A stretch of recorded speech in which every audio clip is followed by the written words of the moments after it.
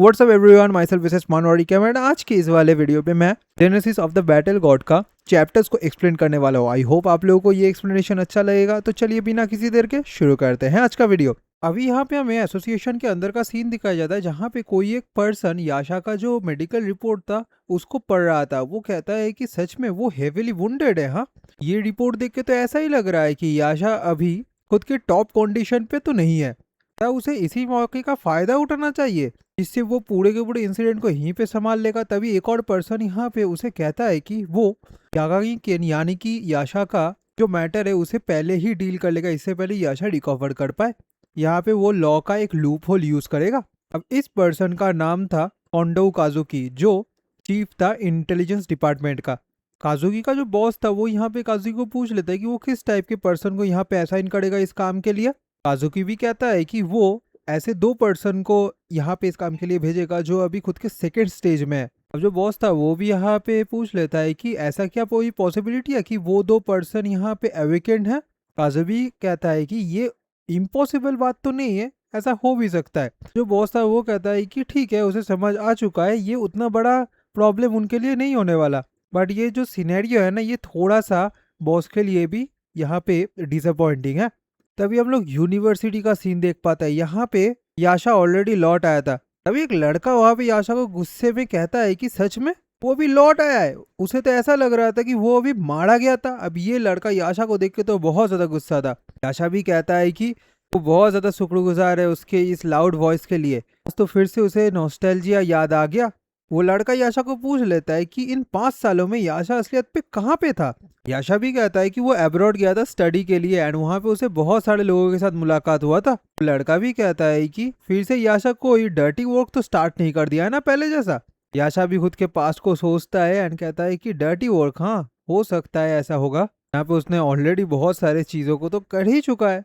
याशा तभी थोड़ा सा खुद के मुंह को छुपाते हुए कहता है कि नहीं, वो अभी वो सारे डर्टी वर्क्स को नहीं कर रहा है। वो लड़का भी यहाँ पे समझते हुए कहता है कि यहाँ पे याशा खुद के जो वर्ड्स है उसके साथ खेलना अभी बंद करे।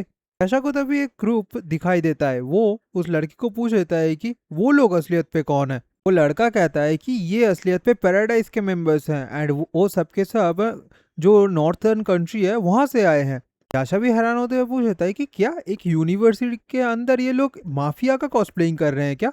वो लड़का भी कहता है कि अगर यहाँ पे याशा ये कॉस्प्लेइंग बात को करता तो ये तो बढ़िया ही होता, बट अभी जापान का जो इंटरनेशनल अफेयर्स है ना वो बहुत ज़्यादा कॉम्प्लिकेटेड हो चुका है।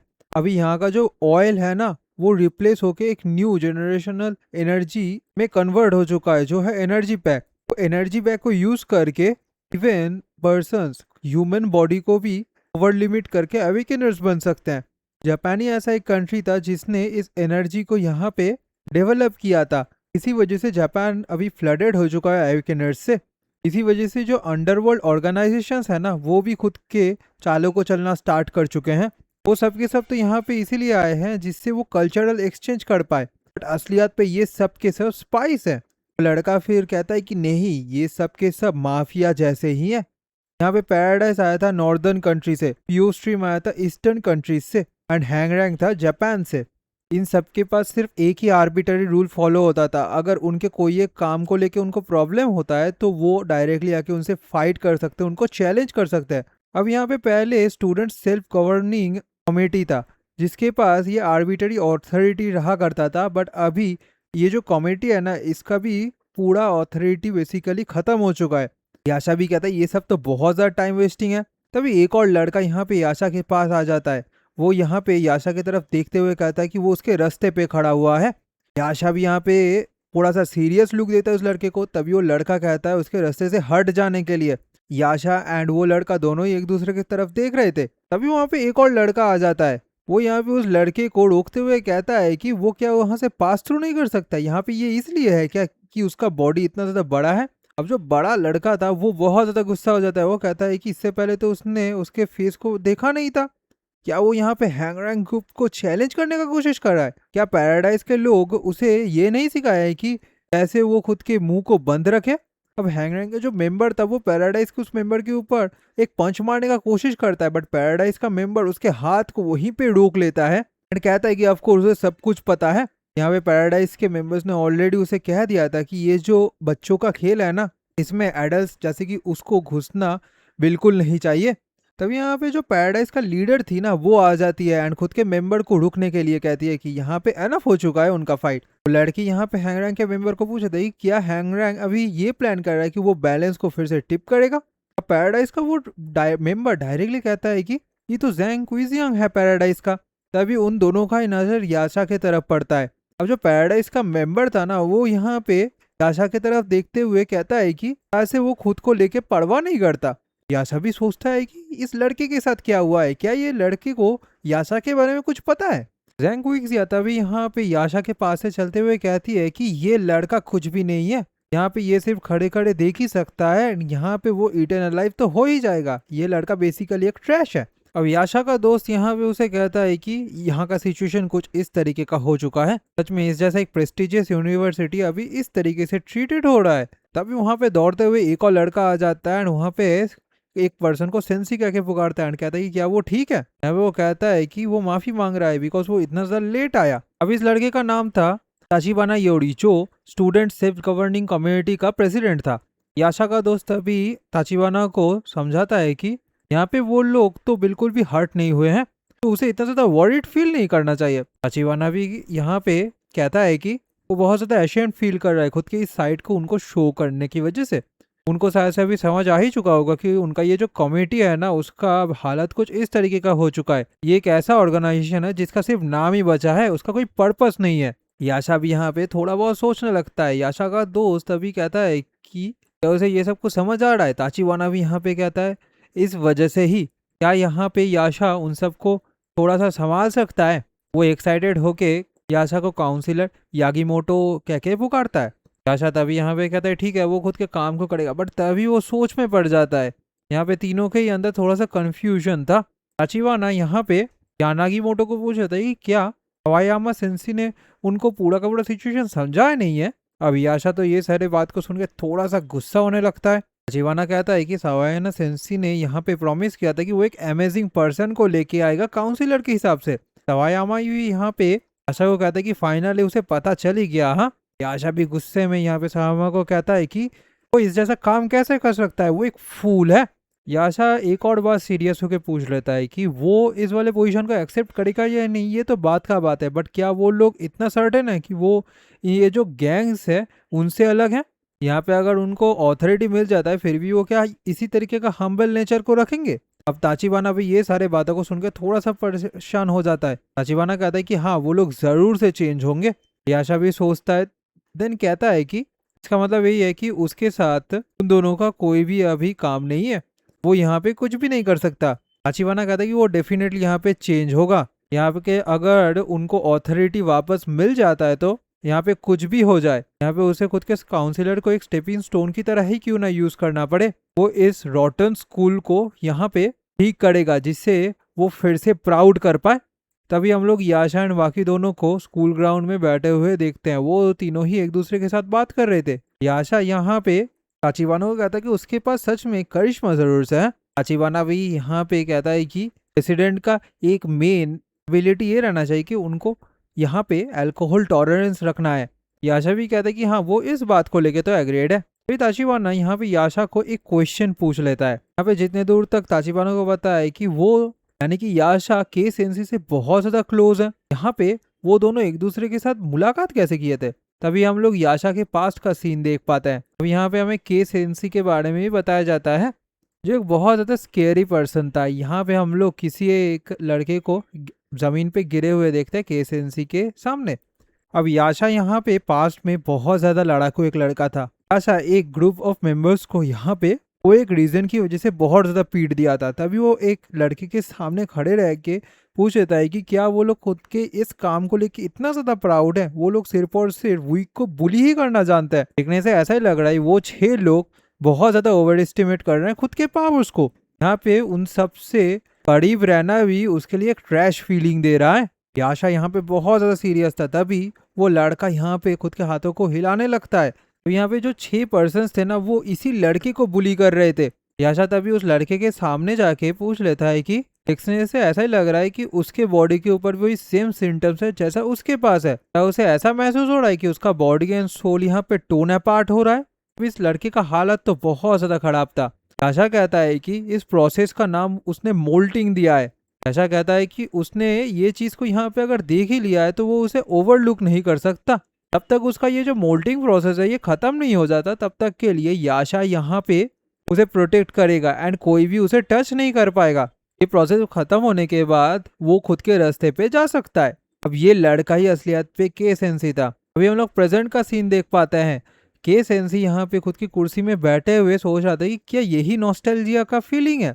अब ये और कोई नहीं वही पर्सन था जिसके हाथों में याशा का मेडिकल सर्टिफिकेट था। वो यहाँ पे कहता है कि नहीं, ये बिल्कुल भी सेम नहीं है। ये जो फीलिंग उसे लग रहा है ना, ये असलियत पे एक्साइटमेंट है जो कोई एक नया चीज की वजह से हो रहा है उसे।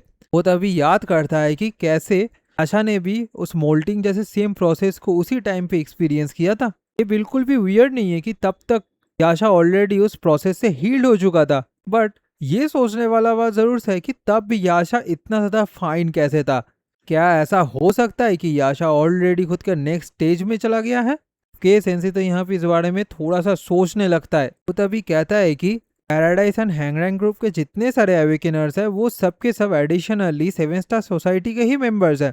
यहाँ पे उसे ज्यादा कुछ एक्सप्लेन करने का जरूरत नहीं है, बट ये जो सिचुएशन है इसे देख के ही बहुत ज्यादा इंटरेस्टिंग उसे लग रहा है। अभी यहाँ पे उसके पास एक गिनी पिग भी आ चुका है जो वो अभी यूज करेगा। तो ये के सेंसी था जो एक मिस्टेरियस पर्सन था। तभी हम लोग साओयामा को देख पाते हैं जो बहुत ज्यादा तकलीफ में था, वो हैंगओवर में था। वो तभी केन को पूछ लेता है कि क्या उसे हैंगओवर फील नहीं हो रहा है। आशा भी यहाँ पे कहता है कि वो बहुत ज्यादा वीक है। साओयामा भी कहता है कि उसने एक्सपेक्ट नहीं किया था कि केन यहाँ पे इस काउंसलर वाले जॉब को इतने आसानी से एक्सेप्ट कर लेगा। केन भी कहता है कि ये सारे बातों को उसके मुंह से सुनना बहुत ज्यादा से ओवरवेलमिंग महसूस हो रहा है। साओयामा भी कहता है कि उसे भी ऐसा लगता है कि एक सिंगुलर प्लेस में अभी थोड़े दिन तक सेट होना ही यहाँ पे ठीक चॉइस है। यहाँ पे वो खुद के दोस्तों को कॉर्नर पे पुश होते हुए नहीं दे सकता ना।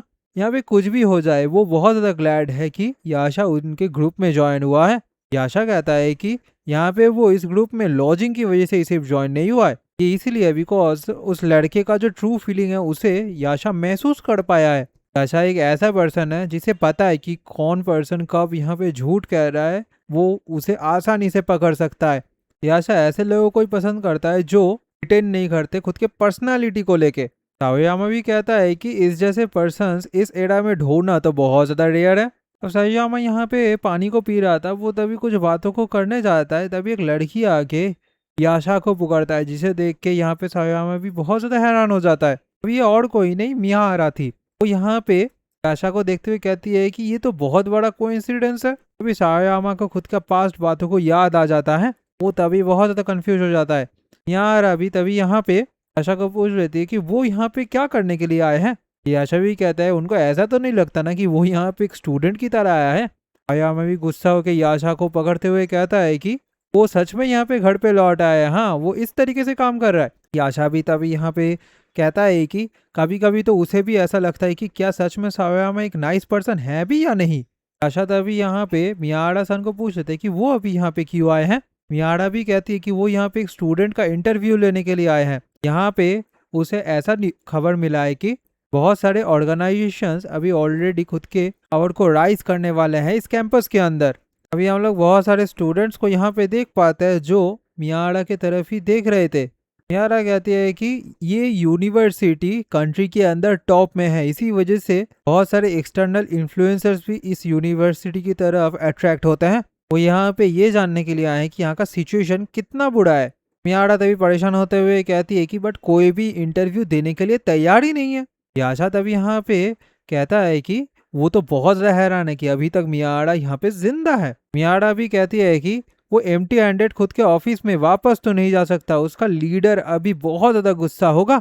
याशा तभी यहाँ पे कहता है कि अच्छा ऐसा बात है क्या। तभी वहाँ पे साओयामा आके कहता है क्या वो यहाँ पे मियाड़ा का हेल्प कर सकता है थोड़े से चीजों के लिए। मियाड़ा भी कहती है क्या ये करना सही रहेगा, अभी तक तो वो एक भी स्टूडेंट का इंटरव्यू ठीक तरीके से ले भी नहीं पाया है। तभी याशा यहाँ पे साओयामा की तरफ दिखाते हुए कहता है कि यहाँ पे मियाड़ा को उसके लुक की तरफ नहीं जाना चाहिए, वो वो कितना भी ज़्यादा रियल क्यों ना हो, ये आदमी असलियत पे इस यूनिवर्सिटी का एक प्रोफेसर है एंड याशा अच्छे तरीके से इसे पहचानता भी है। तभी हम लोग मियारा के साथ सावायामा का एक इंटरव्यू देख पाते हैं। मियारा भी यहाँ पे कहते हैं कि अच्छा उसे अभी समझ आ चुका है, ये सिर्फ और सिर्फ एक कल्चरल एक्सचेंज तो नहीं है। सावायामा भी कहता है ये सारे के सारे स्टूडेंट्स जो है ना, वो सबके सब यहाँ पे बैक्ट किए जाते हैं स्ट्रॉन्गर ऑर्गेनाइजेशन से, बट यहाँ पे एक एक्सेप्शन ज़रूर से है। यहाँ पे एक ऑर्गेनाइजेशन का नाम है फ्लोरेसेंट। यही एक ऐसा ग्रुप है जो कभी भी कोई प्रॉब्लम को इस यूनिवर्सिटी के अंदर तैयार नहीं किया है। देखने से ऐसा लगता है कि ये लोग कोई ऑर्गेनाइजेशन के थ्रू बैक्ड भी नहीं किए जाते हैं। कोर्स ये जो फैक्शन है ये इतना ज़्यादा स्ट्रॉन्ग नहीं है। स्ट्रेंज बात ये है कि ये लोग बहुत ज़्यादा फेमस ज़रूर से हैं। सायामा कहता है कि इतने तक कि उसे इन सारे स्टूडेंट्स के बारे में पता है। यहाँ पे अगर सायामा सजेस्ट करे तो उनके अलावा बाकी किसी को भी यहाँ पे वो इंटरव्यू ना ले, यही उसका रिकमेंडेशन रहेगा। मियारा यहाँ पे कहती है कि उसे तो यूनिवर्सिटी से परमिशन भी मिल चुका है, क्या उसने यहाँ पे इस काम को लेकर गलती किया?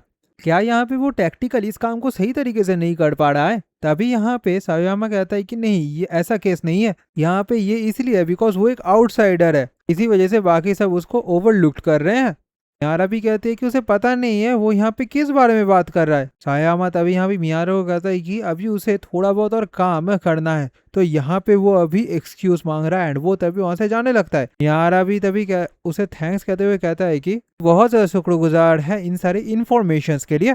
तभी सायामा यहाँ पे याशा की तरफ देख के उसे गुड जॉब कह के वहां से जाने लगता है। मियारा भी तभी यहाँ पे याशा को कहता है कि ये लड़का तो बहुत ज्यादा काइंड है ना। याशा कहता है शायद से।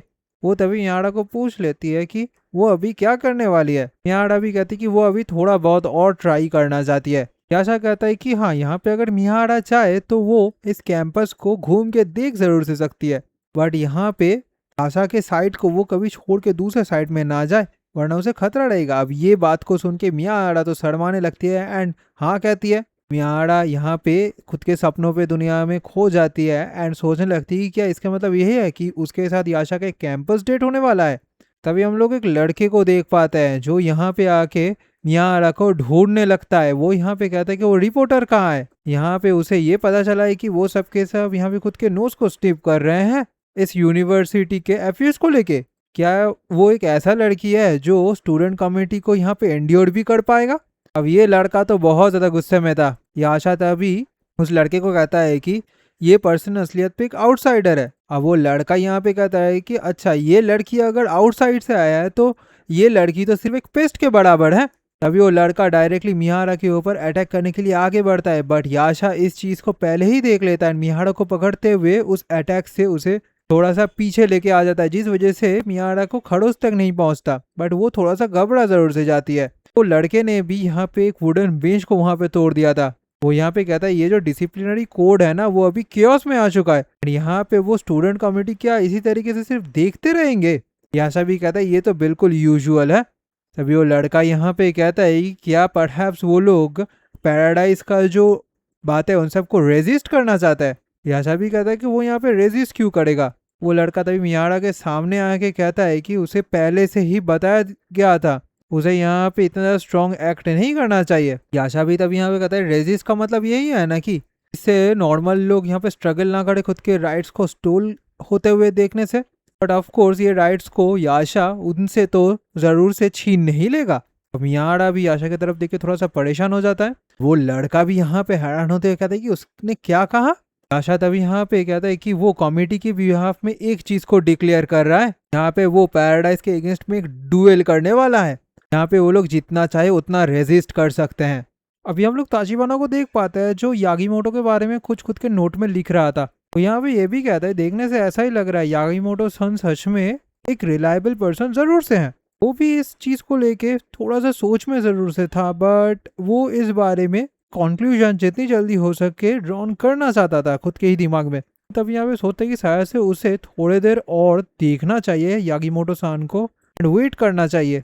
अभी एक स्टूडेंट डायरेक्टली यहाँ पे ताचिबाना के पास आ जाता है एंड कहता है कि यहाँ पे एक प्रॉब्लम हो चुका है उनके लिए। यहाँ पे उनका नया काउंसलर ने कुछ स्टार्ट कर दिया है। अब यहाँ पे ताचिबाना भी उस स्टूडेंट की तरफ देखता है। वो स्टूडेंट कहता है कि उनके काउंसलर ने पैराडाइज के साथ एक डुएल चैलेंज कर चुका है। अब ये बात को सुन के यहाँ पे ताचिबाना तो बहुत ज्यादा हैरान भी हो जाता है, थोड़ा सा घबरा भी जाता है। वो कहता है कि उसने अभी अभी क्या कहा। तभी हम लोग फाइटिंग सीन में देख पाते हैं कि याशा उस लड़के के साथ एक डुएल लड़ने के लिए तैयार हो जाता है। मियाड़ अभी थोड़ा सा दूर खड़े हुए ये पूरे के पूरे चीजों को देख रही थी। तभी वो लड़का यहाँ पे एक वुडन स्टिक को लेके डायरेक्टली याशा को कहता है कि फिर यहाँ पे उसका डिमांड्स क्या क्या है। ऐसा भी थोड़ा सा सोचते हुए कहता है कि हाँ वो इस बारे में सोच ही रहा था। ठीक है, अगर वो इस फाइट को जीत जाता है तो पैराडाइज के बाद से डिसबैंड हो जाएगा। वो लड़का भी यहाँ पे गुस्सा हो जाता है एंड सीरियस होते हुए कहता है कि मौकरी का भी थोड़ा लिमिट होता है, वो इस तरीके से उनको मौक नहीं कर सकता। याशा भी सीरियस होते हुए कहता है वो यहाँ पे मिस नहीं कर रहा है उनके साथ, वो सीरियस है। वो लड़का यहाँ पे सोचता है कि इस जैसे लड़के ने कॉमेडी को ज्वाइन कर लिया है।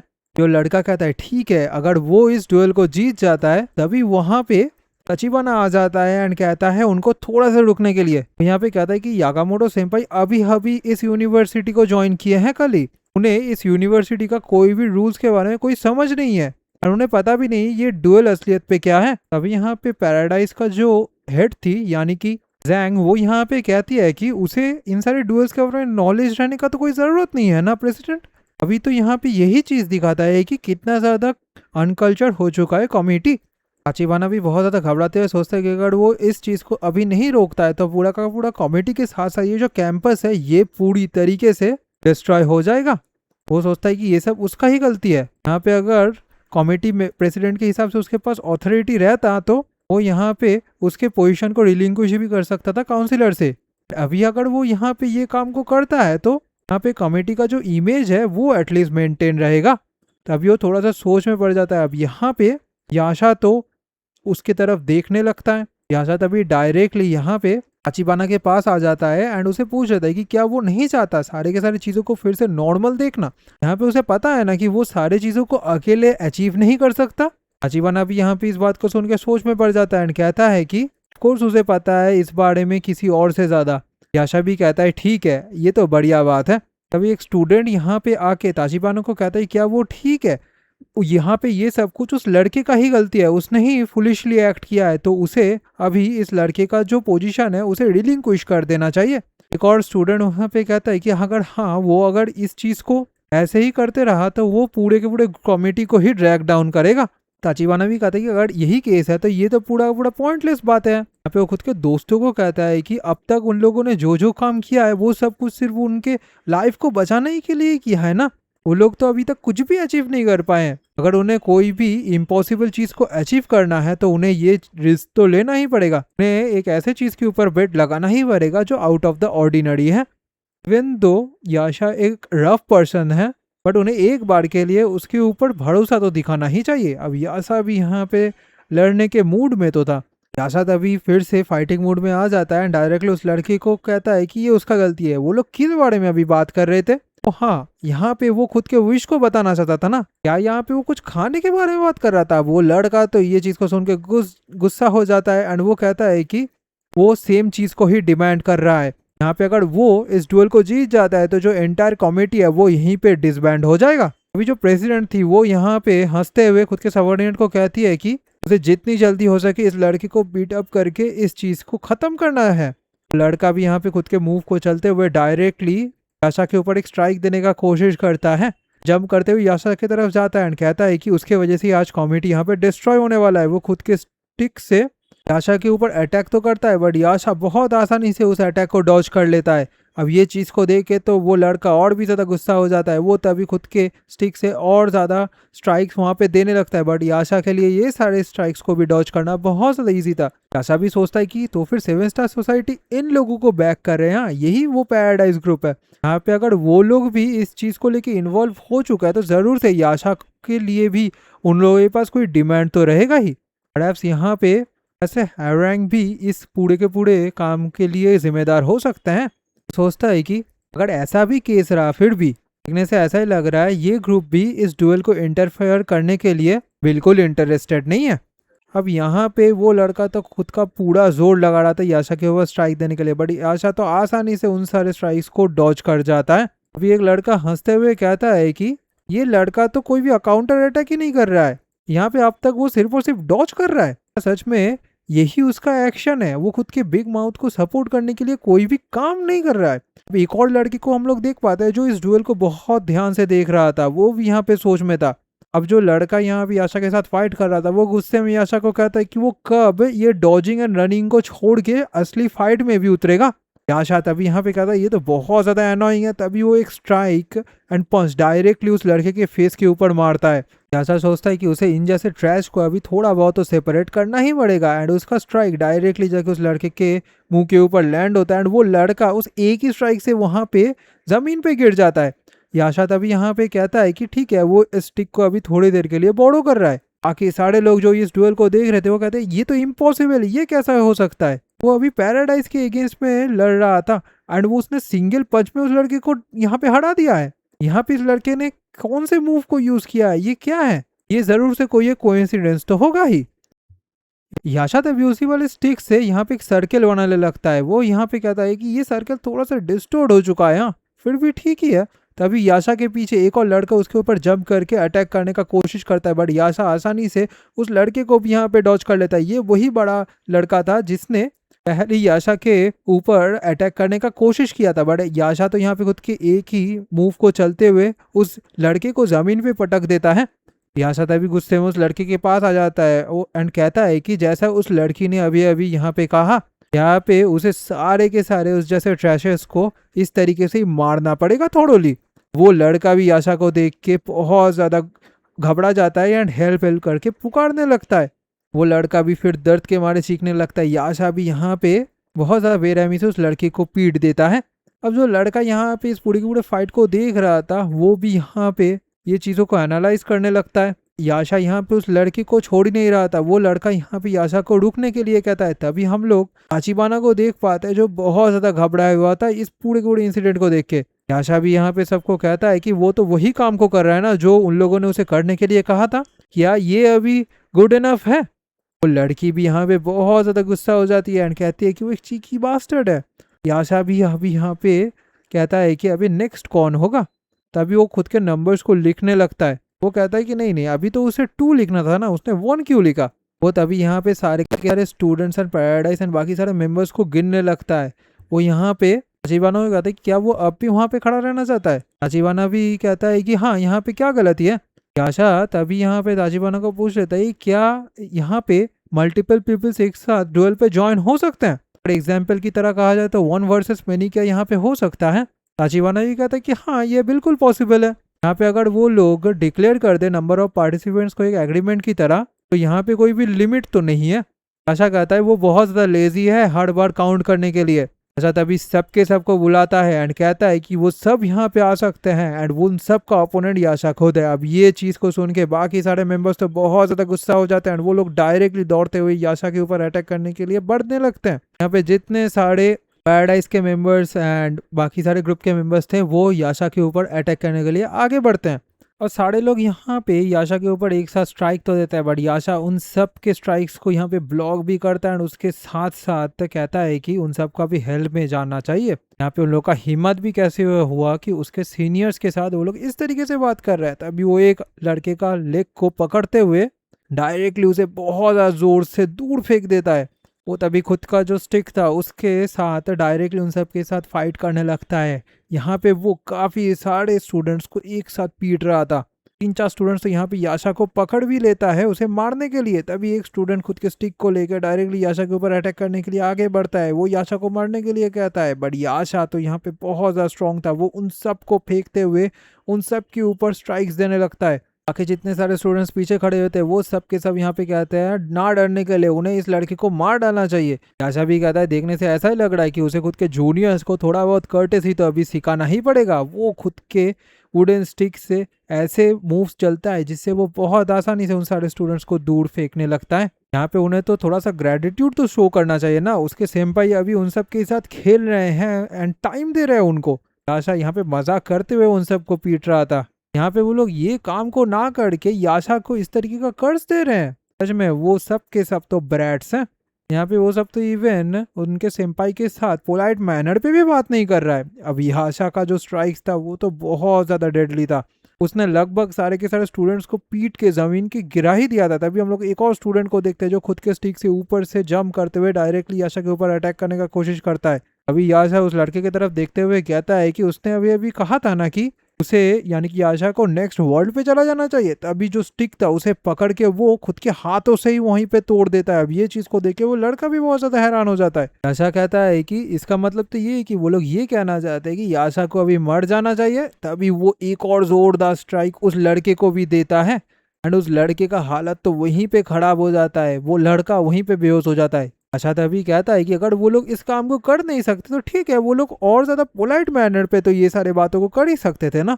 तभी और स्टूडेंट्स गुस्सा होकर याशा की तरफ आने लगते। ये सब के सब बेवकूफ थे। याशा तभी उन सब के ऊपर भी खुद के स्टिक से स्ट्राइक करके उन सबको पीटता है एंड सबको कहता है कि वो सब के सब एक फेलियर्स हैं। उनके पास कर्टेसी या फिर कोई भी एबिलिटी तक नहीं है और उनके पास सिचुएशन अवेयरनेस तक नहीं है।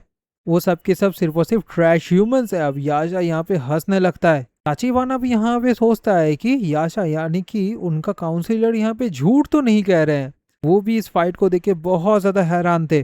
तभी हम लोग प्रीवियस नाइट का जो इंसिडेंट था वो देख पाते हैं। वहां पे याशा खुद के फ्रेंड्स के साथ थोड़ा सा मस्ती मजाक कर रहा था। याशा तभी यहाँ पे ताचिबाना को कहा था कि अभी की तरह वो बहुत बढ़िया रियूजेबल एसेट जरूर से है। हाँ, ताचिबाना भी इस बारे में थोड़ा सा सोचता है एंड कहता है कि क्या कह रहे हैं यामा। तभी यहाँ पे ताचिबाना को कांग्रेस करते हुए कहता है कि केन ने उसे यहाँ पे फाइनली एक्नॉलेज कर ही चुका है। ताचिबाना भी कहता है क्या वो यहाँ पे ट्रैश की तरह उसे रिसाइकिल करने का बात कर रहा है। तायामा भी कहता है कि यहाँ पे वो इनके बातों के ऊपर ज्यादा ध्यान ना दे। इवन तो उसका वर्ड थोड़ा सा हार्श उसे लग सकता है बट यहाँ पे केन उसे प्रेज ही कर रहा है। तायामा तभी यहाँ पे ताचिबाना को पूछे थे क्या उसे इस टर्म के बारे में पता है, डर्टी बेगर। ताचिबाना भी कहता है कि नहीं, उसे इस बारे में कुछ नहीं पता। तायामा भी कहता है कि अगर ऐसा ही बात है तो उसे यहाँ पे अभी ताचिबाना को एक स्पेशल लेक्चर देना चाहिए। ये टर्म उन सारे लोगों के लिए अप्लाई होता है जो वर्ल्ड में वॉन्डरिंग करते रहते हैं और उनका कोई एक ठिकाना नहीं रहता। इवन उन लोगों को अगर कोई एक चीज को देने का भी कोशिश करे तो उनके लिए वो चीज स्पेशल होने के बावजूद उसका कोई मीनिंग नहीं रहता। यहाँ पे कुछ भी हो जाए, उनको कुछ भी मिले, उन्हें एटलीस्ट ये पता रहता है कि कौन सा चीज यूजेबल है एंड कौन सा चीज यूजेबल नहीं है। यहाँ पे केन खुद की 5 सिचुएशन को एग्जाम्पल की तरह ले रहा है। इवन जब केन खुद अकेले था तब भी वो सराउंडेड था एनिमीज से। उसने ऑलरेडी बहुत सारे किलिंग इंटेंट को महसूस कर चुका था। उसे यहाँ पे उस टाइम पे फियर भी महसूस हुआ था एंड वो सारे चीजें वहाँ पे मौजूद था जिस चीजों को लेके यहाँ पे ताचिबाना हेट करता है। बट केन ने एक्चुअली उन सारे के सारे एक्सपीरियंसेस को डिवाइड कर लिया था। वो यहाँ पे उन सारे एक्सपीरियंस को खुद के स्ट्रेंथ की तरह यूज करने लगा था। वो यहाँ पे उन सारे लोगों को प्रोटेक्ट करना चाहता था जो उनसे बहुत ज्यादा करीबी है। यहाँ पे अगर वो लोग केन के पावर को यूज करे, स्पेशली अगर वो उन सारी इनकॉम्पिटेंट वंस को देखे तो इनके लिए वो सब के सब एक गार्बेज के बराबर हैं एंड वो उन सबको फेंक भी सकता है कभी। केन उसी टाइप का एक पर्सन है। ताचिबाना भी कहता है कि तो फिर केन एक ऐसा पर्सन है जो दूसरों को डिफरेंशिएट करता है। तभी हम लोग प्रेजेंट का सीन देख पाता है जहाँ पे याशा बाकी सबको बहुत आसानी से यहाँ पे पीटने लगता है। ताचिबाना भी कहता है तो फिर यही स्टोरी है यागामोटो केन का जो एक डर्टी बेगर है असलियत पे। याशा भी तभी जितने सारे लोगों को पीटा था उन सबको कहता है उसके आंखों को खोलने के लिए। वो लड़का यहाँ पे कहता है कि उसका नाक से अभी खून बह रहा है, उसका नाक अभी बहुत ज्यादा दर्द में है।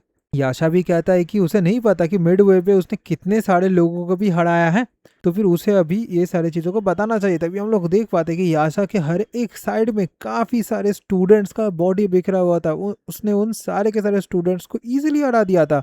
वो लड़का भी यहाँ पे गुस्सा हो जाता है। यहाँ पे याशा भी कहता है कि उसे जल्दी से जल्दी इस चीज़ का आंसर दे देना चाहिए। क्या इस चीज़ का आंसर देना उसके लिए इतना ज़्यादा हार्ड है? अब वो लड़का याशा की इस फेस को देख के तो बहुत ज़्यादा डर जाता है। याशा तभी उस लड़के को कहता है कि क्या यहाँ पे ऐसा है कि वो याशा के बातों को सुन नहीं पा रहा है बिकॉज उसका जो ईयर्स है वो पूरी तरीके से क्लॉग्ड हो चुका है। अभी वो लड़का उन सब की तरफ देखते हुए गिनने लगता है। जो पैराडाइज का लीडर थी वो यहाँ पे पूरी की पूरी सिनेरियो को देखते हुए कहती है कि ये सिचुएशन इस तरीके से टर्न आउट क्यों हो गया है, ये मॉन्स्टर असलियत पे कौन है। तो घबराते हुए जमीन पे ही बैठ जाती है। प्रेसिडेंट तभी यहाँ पे ताचिबाना की तरफ देखते हुए कहते हैं कि ये सब कुछ उसका ही किया खड़ा है ना। यहाँ पे प्रेसिडेंट को ये सुनाई दिया था कि ताचिबाना अभी बाहर से मर्सिनरीज को रिक्रूट कर रहे हैं। यहाँ पे मर्सिनरी के हिसाब से इसी लड़के को तचिवाना ने हायर किया है। हाँ, तचिवाना भी यहाँ पे प्रेसिडेंट को कहता है इस तरीके का नॉनसेंस बातें ना करने के लिए, तो उसे खुद के प्लेस को यहाँ पे समझ जाना चाहिए। नागामोटो सेंपाई इस यूनिवर्सिटी का पहले एक स्टूडेंट रहा करते थे। जो प्रेसिडेंट थी वो यहाँ पे जीवाना की तरफ देखते हुए कहती है ओ अच्छा ये बात है। वो भी यहाँ पे उस आइस से उसे लुक डाउन करने का कोशिश कर रहा है। वो सोचने लगता है कि उसने के जितने सारे फाइटर्स थे वो सबके सब रेंडर्ड यूजलेस हैं। यहाँ पे जो पैराडाइज है वो ऑलरेडी ब्रिंक ऑफ कोलैप्स में आ ही चुका है। यहाँ पे प्रेसिडेंट को सोचना पड़ेगा कि किस तरीके से वो विथड्रॉ करके फिर से खुद के पैराडाइज ग्रुप को रीग्रुप करे इस सिचुएशन से। तभी जो प्रेसिडेंट था वो यहाँ पे थोड़ा सा रुकने के लिए कहता है। अभी वो सोचता है कि हाँ उस लड़के ने तो पहले यहाँ पे कहा था ना कि अगर वो इस वाले बैटल को जीत जाता है तो पैराडाइज ग्रुप यहीं पे डिसबैंड हो जाएगा। अभी प्रेसिडेंट यहाँ पे सोचती है कि अगर वो खुद के हार को इसी तरीके से एडमिट कर लेती है। अभी जो लड़का है इस बूढ़े के बूढ़े फाइट को यहाँ पे देख रहा था वो प्रेसिडेंट के पास आ जाती है। प्रेसिडेंट भी यहाँ पे वही जिलोंग को कहता है कि वो अभी खुद के शॉट को यहाँ पे यूज कर सकता है। यहाँ पे प्रेसिडेंट खुद इस चीज का रिस्पॉन्सिबिलिटी लेंगे। अब उस लड़के का नाम था वही जिलोंग। वो यहाँ पे कहता है कि ठीक है वो उसके ऑर्डर को फॉलो करेगा। अब याशा को तो हम वो स्टिक को पकड़े हुए वहां पे खड़े हुए देख पाते हैं। वो तभी यहाँ पे जमीन पे फिर से एक नंबर लिखता है जो है 182। इसका मतलब याशा ने टोटल 182 स्टूडेंट्स को यहाँ पे हराया था। याशा के सामने तभी वही जिलोंग भी आ जाता है। याशा तभी वही जिलोंग को पूछ लेता है कि वो अभी बहुत ज्यादा लेट यहाँ पे ज्वाइन नहीं किया है क्या, क्योंकि उसे अभी फिर से इस नंबर को रीराइट करना पड़ेगा। जिलोंग भी यहाँ पे कहता है ये तो बहुत ज्यादा रूड है। वो यहाँ पे हाफ एज प्रिपरेशन के साथ यहाँ पे आया है। वो खुद के सेंपाई को यहाँ पे रिस्पेक्ट जरूर से दे रहा है। तभी वो खुद के शॉट को यहाँ पे बाहर निकालने लगता है। याशा भी कहता है कि प्रिपरेशन। हाँ, अभी जिलोंग खुद के शॉट से डायरेक्टली याशा के ऊपर स्ट्राइक देता है। याशा तो खुद के वुडन स्टिक से ही उस स्ट्राइक को वहीं पे ब्लॉक कर देता है। एंड जिलोंग को कहता है कि क्या उसका जोर इतना ही है।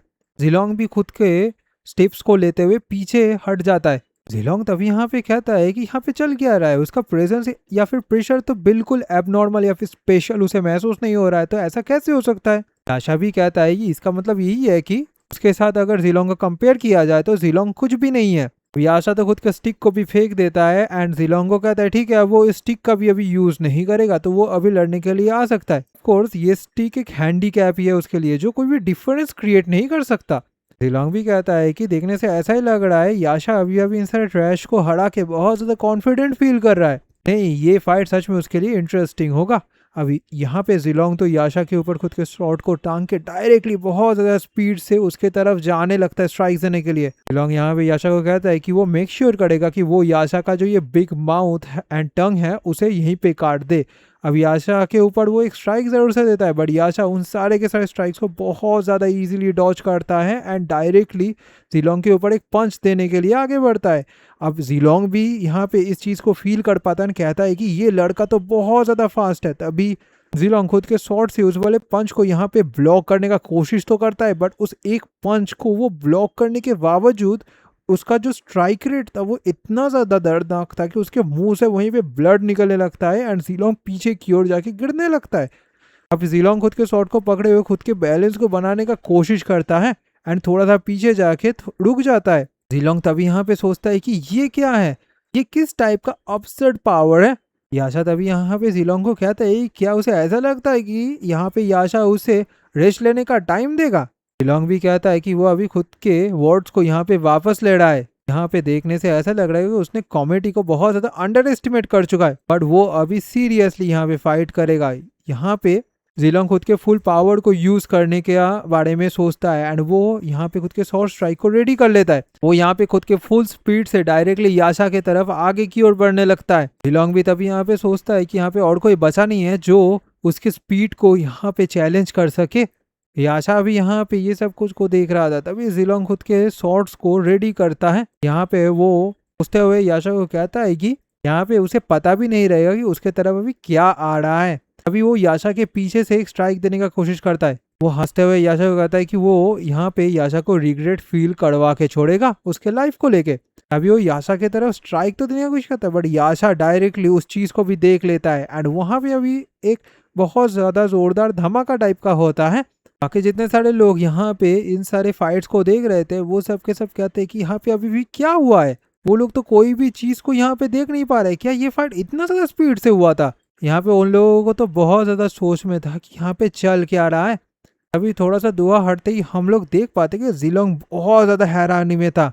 वो सोचता है कि ये कैसे हो सकता है, ये तो इम्पॉसिबल है। याशा तभी यहाँ पे जिलोंग का जो स्वॉर्ड था उसे पकड़े हुए था। जिलोंग तब यहाँ पे कहता है कि ये लड़के ने उसके स्वॉर्ड को डिफ्लेक्ट नहीं किया बल्कि उसे पकड़ लिया है।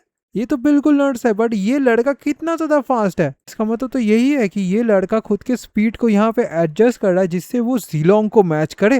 देखने से ऐसा ही लग रहा है कि वो तो सिर्फ और सिर्फ एक चाइल्ड को फेस कर रहा है। याशा भी हंसते हुए तभी जिलोंग को कहता है कि वो ये ना कहे कि अभी वो फुल थ्रॉटल में चला गया था इस फाइट को लड़ते हुए। अब जिलोंग यहाँ पे खुद के शॉट को रिट्रीव करने का तो कोशिश करता है, बट वो समझ पाता है कि वो उसे हिला भी नहीं पा रहा है। वो सोचता है कि ऐसा क्यों है, वो खुद के शॉट को क्यों यहाँ पे हिला नहीं पा रहा है। याशा भी तभी यहाँ पे कहता है अच्छा उसे समझ आ चुका है, उसका जूनियर अब भी उसके साथ खेलना चाहता है। वो यहाँ पे माफी मांग रहा है कि वो इतना ज्यादा डेंस है। तभी यहाँ पे याशा खुद के बहुत ज्यादा स्पीड को यूज करते हुए डायरेक्टली जिलोंग के पीछे आ जाता है। तो यहाँ पे जिलोंग को कहता है कि वो उसका जूनियर है, इसी वजह से वो उसके इनविटेशन को यहाँ पे फुल्ली एक्सेप्ट कर रहा है। एंड तभी वो यहाँ पे जिलोंग के ऊपर स्ट्राइक देने के लिए तैयार हो जाता है। जिलोंग भी समझ पाता है कि ये लड़का, इसका ये जो मूवमेंट है ना, क्या वो कुछ इस तरीके से हो रहा है। जिलोंग तभी सोचता है कि शायद से इस रेंज से वो अगर स्ट्राइक देगा तो वो एक ही स्ट्राइक से इस लड़के को यहाँ पे जरूर से हरा सकता है। बट यहाँ पे वो कुछ भी कर ले, याशा बहुत ज्यादा स्पीड में उसके हाथ को भी पकड़ लेता है यहाँ पे, एंड उसके गर्दन को पकड़ते हुए उसे चोक कर देता है एंड उसे जमीन से ऊपर उठा लेता है। जिलोंग तब यहाँ पे सोचता है कि अगर ऐसे ही करके चलता रहा तो वो यहीं पे अभी मारा जाएगा। अब जिलोंग का हालत तो बहुत ज्यादा खराब था। याशा भी उस शॉट को तभी देखने लगता है। याशा तभी जिलोंग को कहता है उसका शॉट देखने में तो बढ़िया लग रहा है, वो अभी उसके शॉट को थोड़े देर के लिए यहाँ पे ले रहा है। अभी याशा यहाँ पे जिलोंग को जमीन पे फेंक देता है एंड वो खुद के नंबर को डायरेक्टली यहाँ पे बढ़ा देता है एंड उस वाले शॉट से एक ऐसा स्ट्राइक देता है जिससे वहां पे 183 तो बन जाता है, बट जिलोंग का जो शॉट था वो वहीं पे टूट जाता है। आशा भी कहता है ओ अच्छा ये शॉट भी एक चीप वन है। आशा को तो ऐसा लग रहा था कि वो उन सब का लीडर है तो उसे अच्छा शॉट तो मिलेगा। तभी आशा कहता है नहीं, ये जिलोंग लड़का उनका रियल लीडर तो नहीं है। तभी वो डायरेक्टली यहाँ पे असली लीडर के पास जाने लगता है। वो यहाँ पे कहता है कि उन लोगों ने तो ऑलरेडी एक डील को तैयार कर चुका है ना। याशा तभी डायरेक्टली जैंग के पास चला जाता है। जैंग भी यहाँ पे बहुत ज्यादा घबराई हुई थी। जैंग यहाँ पे सोचती है कि ऐसा कैसे हो सकता है, ये तो बिल्कुल नहीं होना चाहिए था। अभी बाकी सारे जितने नॉर्मल स्टूडेंट्स थे वो भी पैराडाइज को मॉकरी कर रहे थे इस तरीके से। जैंग भी सोचती है कि ये सिचुएशन अभी इस तरीके से कैसे हो चुका है। अभी आशा यहाँ पे जैंग को पूछ लेता है क्या उसके पास और भी आदमी बचा हुआ है जो उसके साथ फाइट कर पाए। जैंग तो बहुत ज्यादा गुस्से में रहती है। अभी अब बाकी जितने सारे नॉर्मल स्टूडेंट्स इस फाइट को देख रहे थे वो सब के सब यहाँ पे कहते हैं ये क्या सच है, सच में पैराडाइज के यहाँ पे हार चुका है, ये तो इम्पॉसिबल है। यहाँ पे कोई भी पैराडाइज का बचा भी है इस फाइट को लड़ने के लिए। एक स्टूडेंट यहाँ पे कहता है कि जो लड़का अभी अभी जमीन पे गिरा है वो वही जिलोंग है, वो पैराडाइज का सबसे ज्यादा स्ट्रॉन्गेस्ट पर्सन था। एक और स्टूडेंट कहता है सच में ये लड़का पैराडाइज का स्ट्रॉन्गेस्ट था। यहाँ पे इस लड़के ने तो वे जिलोंग को बेयर हैंडेडली हरा चुका है। बाकी जितने सारे मेंबर्स थे वो सब के सब भी अभी बिटन अप हो चुका है। अब लोग कहते कि तो फिर यही क्या उनका स्ट्रॉन्गेस्ट ग्रुप था, क्या उनके पास वही जिलोंग को छोड़ के और कोई पर्सन बचा भी हुआ है। अब हर एक स्टूडेंट के पास से तो अलग अलग रिएक्शन एंड बातें यहाँ पे थैंक्स सुन रही थी। वो यहाँ पे बहुत ज्यादा घबराई हुई थी।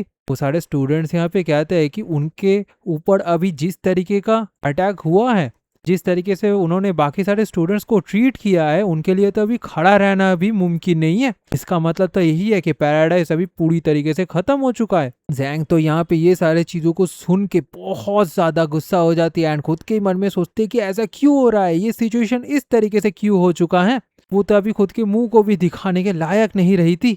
सच में क्या ये इसी पर्सन की वजह से हुआ है, ये पर्सन क्यों यहाँ पे अपीयर हुआ था। अब याशा तो जैंग के सामने खड़ा रहता है। तभी हम लोग ताचिवाना को देख पाते हैं जो इधर उधर देख के सोचता है कि ये इतना भी ज्यादा फर्स्ट को क्रिएट नहीं किया है। यहाँ से बाकी जितने सारे फैक्शंस बचे हुए हैं ना वो अभी पैराडाइज की वजह से जितने सारे गंदगियों को उन लोगों ने फैलाया था वो सारे गंदगियों को भी वो क्लीन अप करने के लिए लग चुके हैं। वो लोगों ने शायद से खुद के चालों को चलना स्टार्ट कर चुके हैं। तो ऐसा ही लग रहा है कि बाकी सारे फैक्शंस अभी खुद के डील को करना स्टार्ट कर ही चुके होंगे। शायद से वो लोग कोई काउंटर मेजर जरूर से लेना स्टार्ट करेंगे कमेटी के अगेंस्ट में। जितने सारे रेगुलर स्टूडेंट्स हैं वो भी अभी करंट सिचुएशन को लेके बहुत ज्यादा वरीड है। वो लोग इसी वजह से ओपनली ये सारी चीज़ों को सेलिब्रेट भी नहीं कर पा रहे हैं। तभी वहाँ पे ताचिबाना आ जाता है एंड यागामोटो सेंपाई को पूछ दी क्या वो थोड़ा सा उसका वक्त ले सकता है। याशा भी यहाँ पे कहता है कि हाँ वो जरूर से बात कर सकता है। तभी ताचिबाना एंड याशा एक दूसरे के साथ बात करते हैं। याशा भी तभी यहाँ पे कहता है कि अच्छा ये चीज क्या उसके लिए सही होगा। ताचिबाना भी कहता है कि रियलिटी में वो अभी ज्यादा वरीड फील कर रहा है कि वो केन सेंपाई के ऊपर और ज्यादा बर्डन दे चुके हैं। याशा भी कहते हैं अच्छा ऐसा बात तो ठीक है, वो इस पूरे के पूरे इंसिडेंट को यहीं पे फिनिश करेगा, वो सिर्फ एक चीज को कंफर्म करना चाहता है पहले। तभी वो डायरेक्टली जेंग के पास चला जाता है एंड उसे पूछ लेता है कि क्या वो लोग फॉक्सेस हैं या फिर वो लोग एक डॉग या फिर चिकन भी हो सकते हैं। अब ये सारे बातों को सुन के यहाँ पे जेन भी थोड़ा सा सोच में पड़ जाता है। यहाँ पे कुछ कह नहीं पा रही थी। जेंग तभी यहाँ पे कहता है कि उसने टाइगर के पास से खुद के पावर्स को बोरो किया था एंड वो जो फूड पाता था वो खुद के फैमिली के पास से था। याशा भी कहता है कि देखने से ऐसा ही लग रहा है सिंह यहाँ पे झूठ नहीं कह रही है। याशा तभी अनाउंस करके सबको कहता है कि ठीक है वो खुद के बातों को वापस ले रहा है, वो यहाँ पे पैराडाइज को डिसबैंड नहीं करेगा। अब बाकी सारे जो नॉर्मल स्टूडेंट्स थे वो इस बात को सुन के बहुत ज्यादा हैरान हो जाते हैं, एक दूसरे के साथ बातें करने लगते हैं। तभी याशा यहाँ पे बहुत ज्यादा सीरियस होके कहता है कि वो एक चीज को लेके वार्निंग दे रहा है। यहाँ पे वो उन सारे हाइनास को वार्निंग दे रहा है जो अभी पैराडाइज के ऊपर एम करके जो अभी अभी यहाँ पे हार चुका है। यहाँ पे अगर वो लोग कमेटी को लुक डाउन करने का कोशिश भी करते हैं तो लोग अगर इन सारे नॉर्मल स्टूडेंट्स के ऊपर हाथ लगाने का भी कोशिश करते हैं या फिर सिविलियंस के ऊपर, यहाँ पे अगर ऐसा कोई पर्सन सच में एग्जिस्ट करता है तो याशा जरूर से यहाँ आएगा एंड उन सब को डुएल के लिए चैलेंज करेगा। तो उन सब का भी प्रिपेयर हो जाना चाहिए। सारे के सारे स्टूडेंट्स एंड नॉर्मल सिविलियंस तो यहाँ पे बहुत ज्यादा खुश हो जाते हैं एंड कहते हैं कि वो लोग फाइनली यहाँ पे फ्री हो चुके हैं एंड वो लोग खुश हो जाते हैं। तो सब कहते हैं कि वो लोग फाइनली अभी किसी के ऊपर डरने का कोई भी जरूरत नहीं है। यहाँ पे सच में कमेटी ने तो उनके लिए बहुत बढ़िया काम किया है। मीजा आरा तो यहाँ पे इस पूरे इंसिडेंट को यहाँ पे खुद के फोन पे रिकॉर्ड करने लगती है। यारा भी यहाँ पे समझ पाती है इस पूरे इंसिडेंट को। वो यहाँ पे सोचती है कि अगर याशा ने यहाँ पे उस फैक्शन को डिसबैंड कर देता तो बाकी जितने सारे नॉर्मल सिविलियंस थे वो और भी ज्यादा अप्रेस्ड हो जाते। सच में यहाँ पे याशा ने उतने दूर का अभी बात अभी सोच चुका है। अभी हम लोग ताचिबाना को देखते हैं, वो भी यहाँ पे सोचता है कि जो स्टूडेंट सेल्फ गवर्निंग कमेटी है उसका भी एक पर्पस बन चुका है। ये सब काम करना यागामोटो सेंपाई के अलावा तो उनके लिए इम्पॉसिबल था। यहाँ पे वो बहुत ज्यादा ग्लैड फील कर रहा है कि यागामोटो सेंपाई उसके साइड में है। अगर यागामोटो सेंपाई भी उसके एनिमी होता तो ये सिचुएशन बहुत ज्यादा बुरा होता। तभी हम लोग यहाँ पे जेंग को देख पाते हैं जो यहाँ पे याशा को थैंक यू कहता है। याशा तभी हंसते हुए कहता है कि उनका बातें अभी तक पूरा नहीं हुआ है। यहाँ पे तो उसने सिर्फ और सिर्फ खुद के डिमांड को चेंज किया है। यहाँ पे याशा डायरेक्टली जेंग को ऑर्डर कर देता है उसके नी में बैठ के उसे सिंसियरली यहाँ पे इनको अपोलॉजी देना चाहिए। वो अगर ये काम को कर देता है तो उसके बाद ये जो पूरा का पूरा बात है ना वो यहीं पे खत्म हो जाएगा। जेंग भी यहाँ पे सोचती है कि अगर वो ये काम को कर लेता है तो उसके होमलैंड के हिसाब से तो वो इस लड़की को हाईएस्ट रिगार्ड दे रहा है।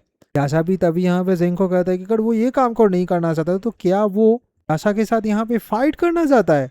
यहाँ पे देखने से तो ऐसा ही लग रहा है कि वो खुद के अंडरलिंग्स जितना उतना स्ट्रॉन्ग तो नहीं है। जेंग भी यहाँ पे कहती है कि उसे सिर्फ यही काम को करना है ना, ठीक है।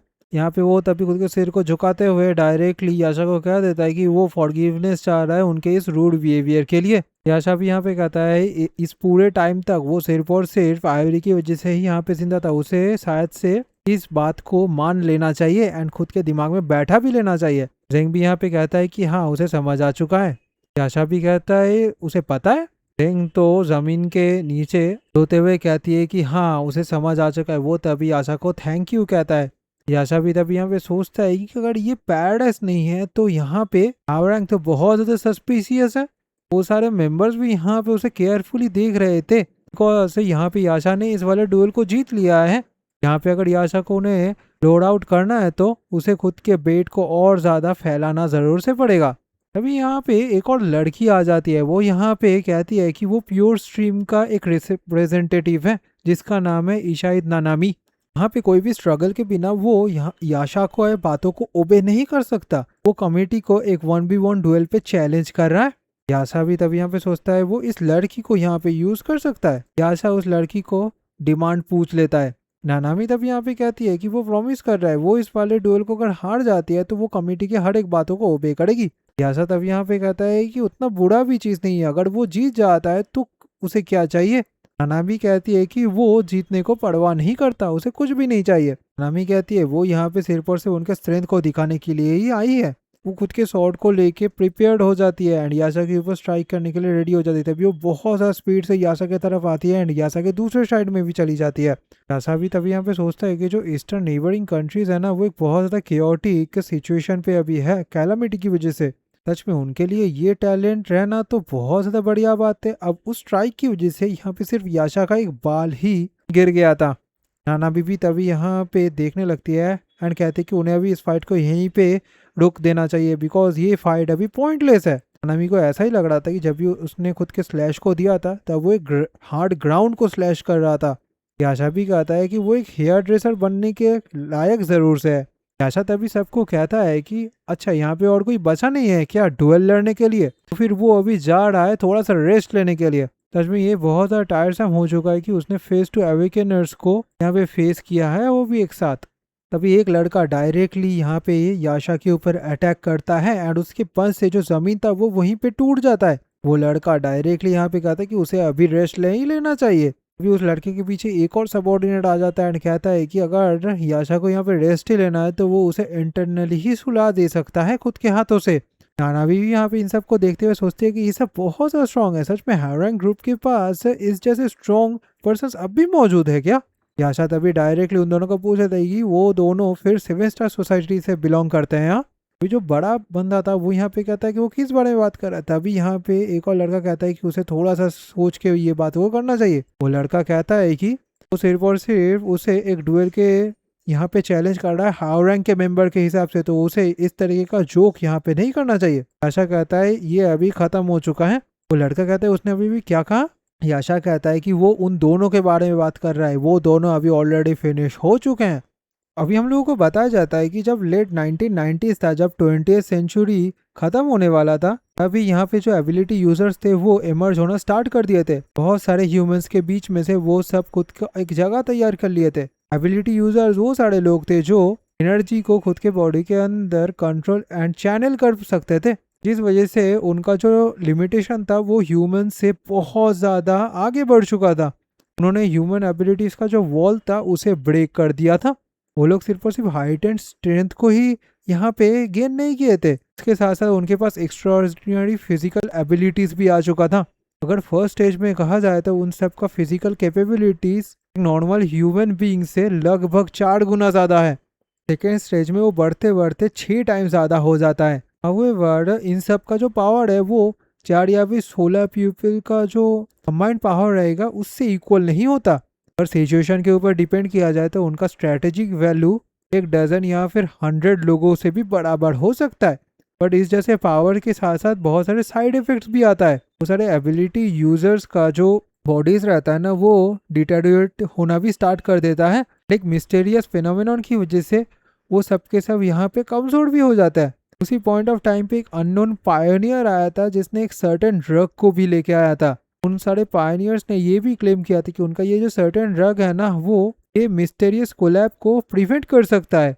उसके साथ साथ ऑर्डिनरी लोगों को एबिलिटीज भी ग्रांट कर सकता है और उन सबको एबिलिटी यूजर्स भी बना सकता है बहुत ज़्यादा इजीली। ये चीज़ एक फ्लड गेट ओपन कर दिया था जिससे बहुत सारे ऑर्गेनाइजेशंस यहाँ पे एबिलिटी यूजर्स को क्रिएट एंड कंट्रोल भी कर पा रहे थे। ये सारे ऑर्गेनाइजेशन और नेशंस अभी स्टार्ट कर दिए थे खुद के रिसर्च को करना, जिससे वो सुपीरियर एबिलिटी यूजर्स को यहाँ पे तैयार कर पाए। पर्टिकुलरली वो लोग सेकेंड स्टेज एबिलिटी यूजर्स को यहाँ पे तैयार करना चाहते थे। इवन एक नेशनल सपोर्ट के बावजूद इस तरीके के एबिलिटी यूजर्स को तैयार करना बहुत ज़्यादा मुश्किल होता है। इस तरीके का जो सेकेंड स्टेज एबिलिटी यूजर्स रहते हैं ना उनको डिप्लॉय करना मतलब जो रिजल्ट रहेगा वो गारंटेड ही होगा। वो लोग ऐसे रिजल्ट्स को दे सकते हैं जो एक ऑर्डिनरी ह्यूमंस कभी भी अचीव ही नहीं कर सकते। एंड वो लोग जो काम है उसका सक्सेस रेट को भी बहुत ज़्यादा बढ़ा देते हैं। यही सिर्फ उनका एक कॉमन सेंस था। अभी हम लोग देख पाते हैं कि जो लोग पीछे खड़े हुए इस फाइट को देख रहे थे उन्हीं में से एक लड़का भी इस फाइट को देख के बहुत ज़्यादा हैरान हो जाता है एंड सोचता है कि ये किस टाइप का नॉनसेंस है। तभी हम लोग याशा को देख पाते हैं जिसने हावरैंक ग्रुप के उन दोनों मेंबर्स को भी पीट दिया था। याशा उन दोनों को ही पूछने लगता है पीटते हुए कि वो क्या उसके बातों को सुना ही नहीं दे रहा है, उन्हें यहाँ पे बता देना चाहिए कि उनको किसने भेजा था। वो लड़का भी अब यहाँ पे कहते कि उसने तो कहा दिया है ना उसे कि वो हावरैंग ग्रुप का ही मेंबर है एंड उन्होंने ही उसे भेजा है। यहाँ पे याशा अगर उन दोनों को मार ही डालना चाहता है तो वो यहीं पे उसे इनको मार सकता है। याशा भी कहता है कि वो इस काम को तो इतनी इजीली नहीं कर सकता, वो यहाँ पे उनसे आंसर मांग रहा है, वो लोग जितनी जल्दी आंसर दे देंगे ये काम उतना ही ज़्यादा क्विकली ख़त्म भी हो जाएगा। तभी वो लड़का यहाँ पे सोचता है कि ये तो बहुत बुरा सिचुएशन है, अगर ये दोनों भी यहाँ पे हार जाता है तो वो लोग अब भी एक सरप्राइज अटैक को ज़रूर से लॉन्च तो कर पाएंगे। यासा तब यहाँ पे कहता है कि वो लोग पीछे से क्यों ना अटैक करे, ये बिल्कुल भी मैटर नहीं करता, और उन लोगों को क्या कॉन्सिक्वेंसेस के बारे में समझ भी है। अब वो लड़का तो ये चीज को सुन के बहुत ज्यादा हैरान हो जाता है। याशा गुस्से में तभी यहाँ पे कहता है कि उस जैसे इंसेक्ट्स का जो इंटरप्शन है इसे वो एनफ बर्दाश्त कर चुका है। याशा भी बहुत ज्यादा सीरियस था। तभी हम लोग उस लड़के को भी देख पाते हैं जिसका सोल तो उसके बॉडी से लगभग निकल ही चुका था। लड़का भी यहाँ पे याशा का जो किलिंग इंटेंट था उसे महसूस कर पाता है।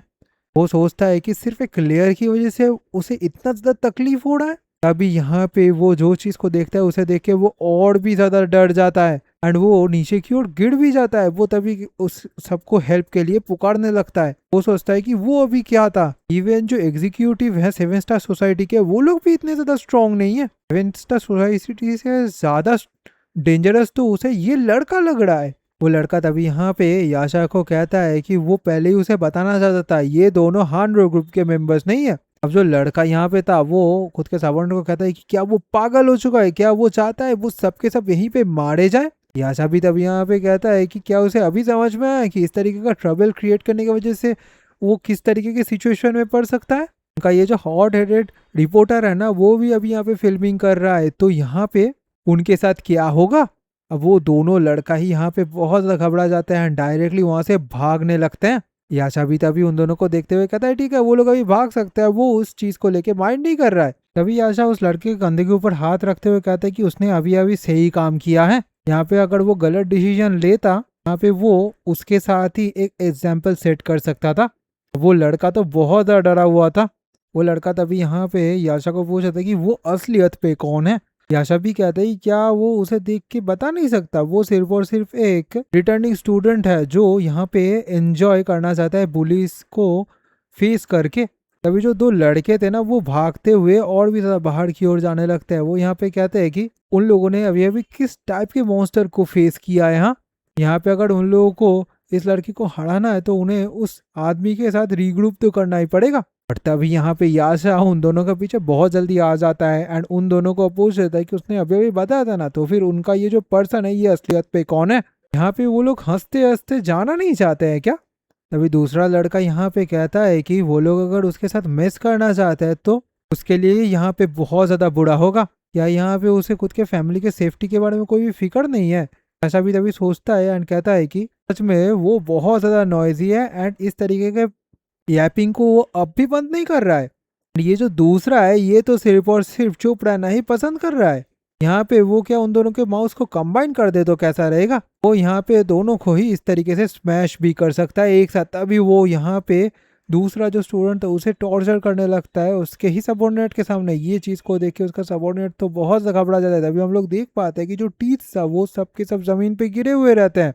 अच्छा तो उन सारे टीथ को उखाड़ के फेंक रहा था। याशा कहता है ये परफेक्ट नहीं है क्या। अच्छा तभी दूसरे बंदे के पास भी जाने लगता है। वो कहता है कि क्या उसके पास इससे बेटर आइडिया है, वो क्या अभी बात करना चाहता है। तभी वो लड़का तो बहुत ज्यादा डरा हुआ होता है एंड याशा को कहता है कि उसके पास ना आने के लिए, बट यहाँ पे याशा तो उसके ऊपर भी अटैक कर देता है। अब बाकी जितने सारे स्टूडेंट्स यहाँ पे मौजूद थे वो सबके सब इस इंसिडेंट को लेके यहाँ पे बातें करने ही लगते हैं। तभी एक और खूबसूरत लड़की वहाँ पे आ जाती है। स्टूडेंट्स कहते हैं कि वो लड़की वहाँ पे गया है उस लड़के के पास। लड़की तभी यहाँ पे कहती है कि क्या यागामोटो सान मौजूद नहीं है। इस लड़के का नाम था उराकुरान। बाकी स्टूडेंट यहाँ पे उराकुरान को कहते हुए देखते हुए कहते हैं कि क्या सच में आमिडोरी के जितने सारे रिप्रेजेंटेटिव हैं वो भी यहाँ पे आ चुके हैं। मियाहारा भी उस लड़की को यहाँ पे देख पाती है। वो उस लड़की को कहती है कि यागामोटो सान अभी कहीं पे गए हैं, वो यहाँ पे क्यों आया यागामोटो सान को ढूंढते हुए। उराकुरान कहती है कि वो यहाँ पे आई थी सिर्फ और सिर्फ यागामोटो सान को एक टी के लिए इन्वाइट करने के लिए। उसने अभी अभी यागामोटो सान का जो ह्यूमन लाइक एक्टिविटीज है वो सब कुछ को देखा है। मियारा भी सोचती है कि ह्यूमन लाइक एक्टिविटीज का मतलब क्या है। वो तभी डायरेक्टली कह देते हैं कि यागामोटो सान को टी बिल्कुल भी पसंद नहीं है। यूरो कुरान भी कहती है कि उसे ज्यादा फिक्र नहीं करना चाहिए, यहाँ पे वो उस लड़के को बहुत अच्छे तरीके से पहचानती है। अब यूनिवर्सिटी का इस इंसिडेंट की वजह से जो एटमॉस्फेयर था ना यूनिवर्सिटी का, वो ड्रास्टिकली चेंज हो चुका था। अजीवान अब यहाँ पे ये सब कुछ को महसूस कर पाया था। यहाँ पे उनका जो स्टेटस था यानी कि स्टूडेंट काउंसिल का, वो भी बहुत ज्यादा राइज हुआ था। जो पैराडाइज ग्रुप था वो वर्चुअली अभी एक कोलैप्सिंग स्टेट में था। रैंक तो ये सारे चीज़ों को लेके बहुत ज़्यादा घबराई हुई थी, बिकॉज बहुत सारे मेंबर्स यहाँ पे धीरे धीरे उस ऑर्गेनाइजेशन को छोड़ के भाग रहे थे। रैंक भी अभी स्टूडेंट काउंसिल के सर्वेलेंस पे आ चुका था। बहुत सारे मेंबर्स पीओ स्ट्रीम के अंदर भी बचे हुए थे, बट सबके सब अभी स्टूडेंट काउंसिल के अंडर में आ चुके थे। यारा वही रिपोर्टर थी जिसने इस पूरे के पूरे सीन को कवर किया था, एंड उसका ये जो आर्टिकल था वो उसे भी हाईली प्रेज किया गया था। उसके बाद से एक स्टार रिपोर्टर भी बन चुकी थी। उसका जो जो अचीवमेंट था वो सब भी यहाँ पे एक्नॉलेज किया गया था।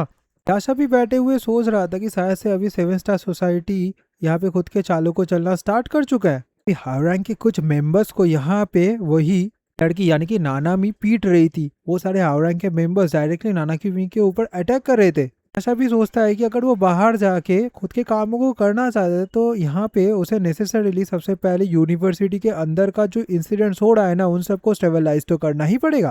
तभी हम लोग देख पाते हैं कि नानामी के ऊपर एक और स्टूडेंट खुद के वेपन से अटैक करता है। नानामी को भी ये सारे अटैक्स को ब्लॉक करना बहुत ज़्यादा मुश्किल हो रहा था, बट वो उन सारे स्टूडेंट्स को पीछे की ओर गिराने लगती है।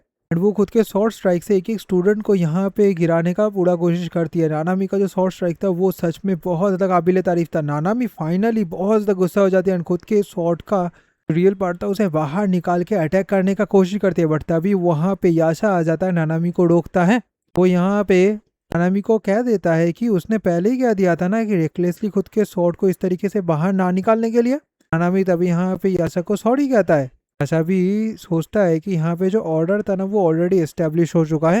यहाँ पे ऐसे हाफ हार्टेड लोग भी बचे नहीं होंगे जो यूनिवर्सिटी के अंदर रहते हुए भी ये सारे प्रॉब्लम्स को क्रिएट करने का कोशिश करेंगे। जैसा तभी पूछ रहे थे कि उसके मदरलैंड में नानामी शायद से टॉप 5 के अंदर तो एक होगी ही, बिकॉज उसने इतने सारे लोगों को इतने आसानी से हरा भी दिया है। नानामी भी यहाँ पे कहती है कि एक टाइम ऐसा भी था जब नानामी भी ये चीज़ों को लेके ही बहुत ज़्यादा एरोगेंट फील करती थी। यहाँ पे जब उनका कैलामिटी स्टार्ट हुआ था तभी इन जैसे की पर्सन्स का यहाँ पे ज़रूरत पड़ा था उस कंट्री में। यहाँ पे नानामी को ऐसा ही लग रहा था कि वही वो की रहेगी।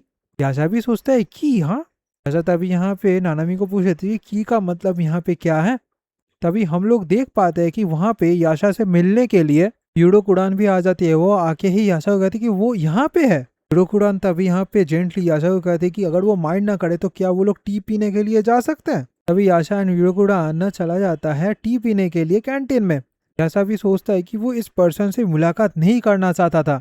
यूडो कुरान भी कहती है कि उसे पता ही नहीं था कि एक पर्सन को सिर्फ और सिर्फ टी के लिए बुलाना इतना ज़्यादा डिफिकल्ट होगा। जब भी वो कोशिश करता है याशा के साथ बात करने का, तभी याशा इमीडिएटली उस जगह से कहीं और चला जाता है। याशा भी यहाँ पे यूडो कुरान के साथ बात नहीं करना चाहता था। याशा कहता है कि वो अभी बहुत ज़्यादा टायर्ड हो चुका है इस जैसे पॉलिटिकल मैन्यूवरिंग के फेस करते हुए। अभी यूडो कुरान को याशा से क्या चाहिए। यूडो कुरान भी कहती है कि वो सिर्फ और सिर्फ याशा के पास से कॉन्वर्सेशन चाहता है। वो दोनों पर्सनली अभी यहाँ पे बातें करना चाहते हैं। याशा वही हीरो है जिसने इस पूरी पूरी यूनिवर्सिटी को भी बचाया है। एंड जब पहली बार वो यागामोटो सान को यहाँ पे देखा है तब उसके दिमाग में बहुत सारे बातें आया है, जैसे कि फ्लावर्स ब्लूम करता है स्प्रिंग में, साउंड ऑफ कैकेडस अनाउंस होता है समर पे, इसका जो लीव्स का कलर रहता है वो चेंज होता है ऑटम में, जो फर्स्ट स्नोफॉल जेंटली आता है वो होता है विंटर पे। वो एक सडन फीलिंग लाता है लॉन्गिंग का, एंड कुरान इसी फीलिंग को फिर से जीना चाहती है। यहाँ पे जो कॉम्प्लेक्स थ्रेड है ना फेथ का, वो अभी इंटरट्वाइंड हो चुका है। कुरान अभी हेल्प नहीं कर पा रही थी खुद को, वो याशा के साथ बात करना ही चाहती थी इसी वजह से। अब यहाँ पे ये सारी बातों को सुन के याशा भी थोड़ा सा सोच में पड़ जाता है। याशा भी कहता है कुरान को इस जैसे रैंडम बातों को ना करने के लिए। वो भी सोचता है कि उसे भी इस तरीके का सिमिलर सेंस ही आ रहा है इस पर्सन से। जो टी है ये स्ट्रेंजली उसके टेस्ट को सूट भी कर रहा है। ये एक नॉस्टैल्जिक फीलिंग है, तो उसे उसका होम टाउन या फिर फैमिली का याद दिला रहा है। यहाँ पे वो एक सेंस ऑफ फैमिलियरिटी तो महसूस नहीं कर रहा है, बट वो एक टाइप का एल्यूसिव स्ट्रेंजनेस को महसूस कर पा रहा है। कुरान तभी यहाँ पे याशा को पूछ रहे थे क्या ये टी उसके टेस्ट को सूट किया है। याशा भी कहते कि अगर वो यहाँ पे ये कहे कि उसे ये टी अच्छा नहीं लगा तो क्या होगा। कुरान भी कहता है उसे देख के तो ऐसा नहीं लगता है ना। याशा भी थोड़ा सा खुश होते हुए कहता है देखने से ऐसा ही लग रहा है। कुरान बहुत सारे चीज़ों के बारे में जानता है याशा के बारे में। कुरान भी कहता है कि किसे ही पता होगा, ऐसे उसके पेरेंट्स जितना ज़्यादा जानते हैं याशा के बारे उतना ही ज़्यादा वो भी जानती होगी। याशा ये बात को सुन के गुस्सा हो जाती है एंड उड़ोकुरान को कहती है वो अभी इस जैसे जोक्स के मूड में तो बिल्कुल नहीं है। अभी उड़ोकुरान उठ जाती है एंड याशा को कहती है कि वो कभी भी इस जगह पे आ सकता है, ये उसका ही प्लेस है। अब से ये कैफे है जो पर्सन ग्रुप के थ्रू रन किया जाता है।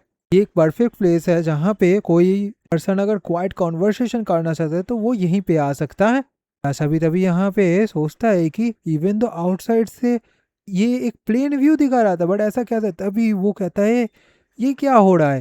यहाँ पे फ्लोरोसेंट रिप्रेजेंटेटिव का इनॉर्मस पॉपुलैरिटी होने के बावजूद कोई भी यहाँ पे उनकी तरफ कोई ग्लेस क्यों नहीं दे रहा है बाहर से। कुरान भी कहता है ये कोई स्पेशल चीज़ नहीं है, ये एक स्मॉल एडजस्टमेंट है कोई गाइड के बिना। अगर किसी को कोई गाइड ही नहीं मिलेगा तो जगह भी एक नॉर्मल ट्री की तरह ही रह जाएगा जो रोड साइड में रहता है, कोई भी लोग इस चीज़ को देखेंगे भी नहीं। याशा भी सोचता है कि ये लड़की एक ऑर्डिनरी ह्यूमन तो नहीं है जैसा उसने एक्सपेक्ट किया था। इवन याशा ये भी श्योर नहीं है कि ये लड़की असलियत पे ह्यूमन है भी या नहीं। तभी हम लोग एक पर्सन को देख पाते हैं जिसके पास एक रिपोर्ट आ जाता है। वो पर्सन यहाँ पे कहता है क्या हैंगरैंग एंड पैराडाइज दोनों ग्रुप को ही टेक डाउन कर दिया गया है। तो ये आदमी था deputy director national security committee का नाम था र्यूजी ओत्सुका। र्यूजी ओत्सुका सबऑर्डिनेट तभी यहाँ पे कहता है कि हाँ देखने से ऐसा ही लग रहा है कि दोनों ग्रुप का जो प्रीवियस इन्फ्लुएंस था ना वो अभी यहाँ पे मौजूद नहीं है। र्यूजी ओत्सुका पूछता है कि ये कौन से फैक्शन की वजह से हुआ है। पैराडाइज तो बैक किया जाता है आकाशान के थ्रू एंड हैंगरैंग वेंस्टर सोसाइटी के थ्रू सपोर्ट किया जाता है। तभी वो सबऑर्डिनेट कहता है ये सारे के सारे चीज़ें यहाँ पे किया गया है सिर्फ एक ही पर्सन के थ्रू, ये उसके स्पेशलाइज्ड यूनिट ने अप्रूव किया है। यूजी तभी पूछता है क्या यहाँ पे ऐसा हो सकता है कि अमेरिकन ने यहाँ पे इंटरवीन किया है। सबऑर्डिनेट कहता है ये बिल्कुल कॉन्ट्रडिक्टरी है बिकॉज अमेरिकन भी यहाँ पे बहुत ज़्यादा कन्फ्यूज है। इवन डायरेक्टर कर्नल में ये बातों को लेके मेंशन किए थे। यूजी भी यहाँ पे उठते हुए कहता है इसका मतलब यही है कि एक एवेकेंट वन यहाँ पे अपीयर हुआ है, उन्हें अभी जितनी जल्दी हो सके उस लड़के के साथ कांटेक्ट करना है। र्यूजी तभी खुद के सबऑर्डिनेट्स को कहता है कि उसके कार को अभी उन्हें रेडी करना चाहिए, वो अभी जाना चाहता है। अभी वहाँ पे आयनो कोजी आ जाता है सेवन स्टार सोसाइटी का एंड वो यहाँ पे र्यूजी को कहता है ये तो बहुत ज़्यादा सरप्राइजिंग बात है, वो इतने बड़े रैंक पे वो एक डिप्यूटी डायरेक्टर है एंड फिर भी वो एक यूनिवर्सिटी डिस्प्यूट में खुद को इन्वॉल्व कर रहा है। वो इस नेशनल सिक्योरिटी एजेंसी का एक सीनियर ऑफिसर है, उनसे इन सारे रैश एक्शन के लिए रिफ्रेन करना चाहिए खुद को। र्यूजी भी कहता है ये एक ऐसा मैटर है जिसे अप्रोप्रिएटली हैंडल करने के लिए डायरेक्टर लेवल अथॉरिटी का ही ज़रूरत है। एनोकोजी कहता है कि वो यहाँ पे ये बिलीव करता है वो उन सारे सोल्जर्स को ही प्रायोरिटाइज करेगा जो उनके ऑर्डर्स को फॉलो करेगा, ना कि एक अनकंट्रोलेबल स्ट्रेटेजिक वेपन को वो लोग यहाँ पे रखेंगे। अभी यहाँ पे र्यूजी एनोकोजी के सामने आ जाता है। र्यूजी तभी कहता है कि अच्छा ये बात है क्या, वो एक एविकेन नहीं है, इस फेलियर को लेके वो अब भी हंग अप है। र्यूजी ये बातों को सुन के गुस्सा हो जाता है एंड आयनोकोजी को खुद के वर्ड्स को संभाल के कहने के लिए कहता है। अभी आयनोकोजी का जो सबऑर्डिनेट था ना वो डिप्यूटी डायरेक्टर को थोड़ा सा सिविल वे पे ये सारे कामों को करने के लिए कहता है। अब ये बात को सुन के तो र्यूजी इतना ज़्यादा गुस्सा हो जाता है कि वो डायरेक्टली आयनोकोजी का जो सबऑर्डिनेट था उसके गर्दन को पकड़ लेता है। र्यूजी कहता है शायद से उसे पता नहीं है वीकेंड जो लोग होते हैं ना वो लोग किस तरीके से काम करते हैं, तो यहाँ पे उसे शायद से थोड़ा सा एडुकेट तो करना ही पड़ेगा। वो लोग सिर्फ और सिर्फ स्ट्रेटेजिक वेपन्स ही नहीं है बट वो लोग एक पोटेंशियल वन मैन आर्मी भी है। बट यहाँ पे ये भी कहा जाए तो अनलाइक वेपन्स वो सबके सब कम्युनिकेट भी कर सकते हैं, कोऑपरेट भी कर सकते हैं और उनके साथ नेगोशिएशन करना भी बहुत ज़्यादा ईजी होता है। अभी वो सबऑर्डिनेट को दूर जाके फेंकता है, वो सबऑर्डिनेट भी बहुत ज़्यादा तकलीफ में था। आयनोकोजी फिर कहता है कि यहाँ पे ऐसा भी तो हो सकता है वो एवेकेन यहाँ पे मॉन्स्टर निकले जो कम्युनिकेट ही नहीं कर सकता। र्यूजी भी कहता है जो एवेकेन वंस होता है ना वो इवन दो मॉन्स्टरस स्ट्रेंथ को पोसेस करते हैं फिर भी उनका जो कोर रहता है वो स्टिल एक ह्यूमन का ही होता है। वो इस चीज़ को एक जेन्युइन सिंसियरिटी की तरफ से यहाँ पे बिलीव करता है। तभी हम लोग देख पाते हैं कि यहाँ पे याशा के पास एक कॉल आ जाता है। यूजी कहता है कि वो कोई भी ह्यूमन के साथ एक अंडरस्टैंडिंग में आ सकता है। याशा भी उस कॉल को यहाँ पे रिसीव करता है। वो दोनों ही एक प्लेस को डिसाइड करते हैं जहाँ पे उन्हें मिलना है। याशा तभी यहाँ पे रुकरान को पूछ लेती है कि क्या वो इस जगह को यहाँ पे यूज कर सकता है, ये उसका रिक्वेस्ट है, उसे सडनली अभी एक मीटिंग करना है यहाँ पे। रुकरान भी कहता है कि अगर यही केस है तो वो कुछ देर के लिए इस जगह से बाहर जा रहा है। देखने से ऐसा ही लग रहा है कि यानी कि आशा को एक मैटर को लेके बहुत ज्यादा परेशानी हो रहा है। उसे शायद से कोई एक ट्रबलसम चीज ड्रैग करके ले जा रहा है। आशा भी कहता है कि वो उन लोगों से इसीलिए मुलाकात करना चाहता है बिकॉज वो थोड़े से प्रेसिस्टेंट है और उनका जो फ्यूचर है ना वो उतना ज्यादा अच्छा नहीं है। उड़ोकुरान भी कहता है कि अगर वो इसे एक फेथ की तरह एक्सेप्ट कर लेता है तो उड़ोकुरान सच में एक मीनिंगफुल चीज भी हो सकता है। ये जो ट्रेल्स रहता है ना वो एक हीरो का पाथ का ही पार्ट है। तभी यहाँ पे याशा यूजी को लेके उस वाले शॉप के अंदर चला जाता है। यूजी भी यहाँ पे सोचता है कि उसने इस जगह को कभी नोटिस ही नहीं किया इवन दो वो यहाँ पे पास में ही रहता है। याशा तभी यहाँ पे बैठते हुए डायरेक्टली यूजी को कहता है पॉइंट पे आने के लिए। आशा के पास से डेप्यूटी डायरेक्टर अभी क्या चाहते हैं और यहाँ पे क्यों मुलाकात करने के लिए आए हैं। यूजी भी यहाँ पे कहता है वो यहाँ पे कोई एक डिफिकल्ट कॉन्ट्रैक्ट को प्रपोज करने के लिए नहीं आया है, वो सिर्फ और सिर्फ यहाँ पे एक कोऑपरेटिव रिलेशनशिप चाहता है इमरजेंसीज की वजह से।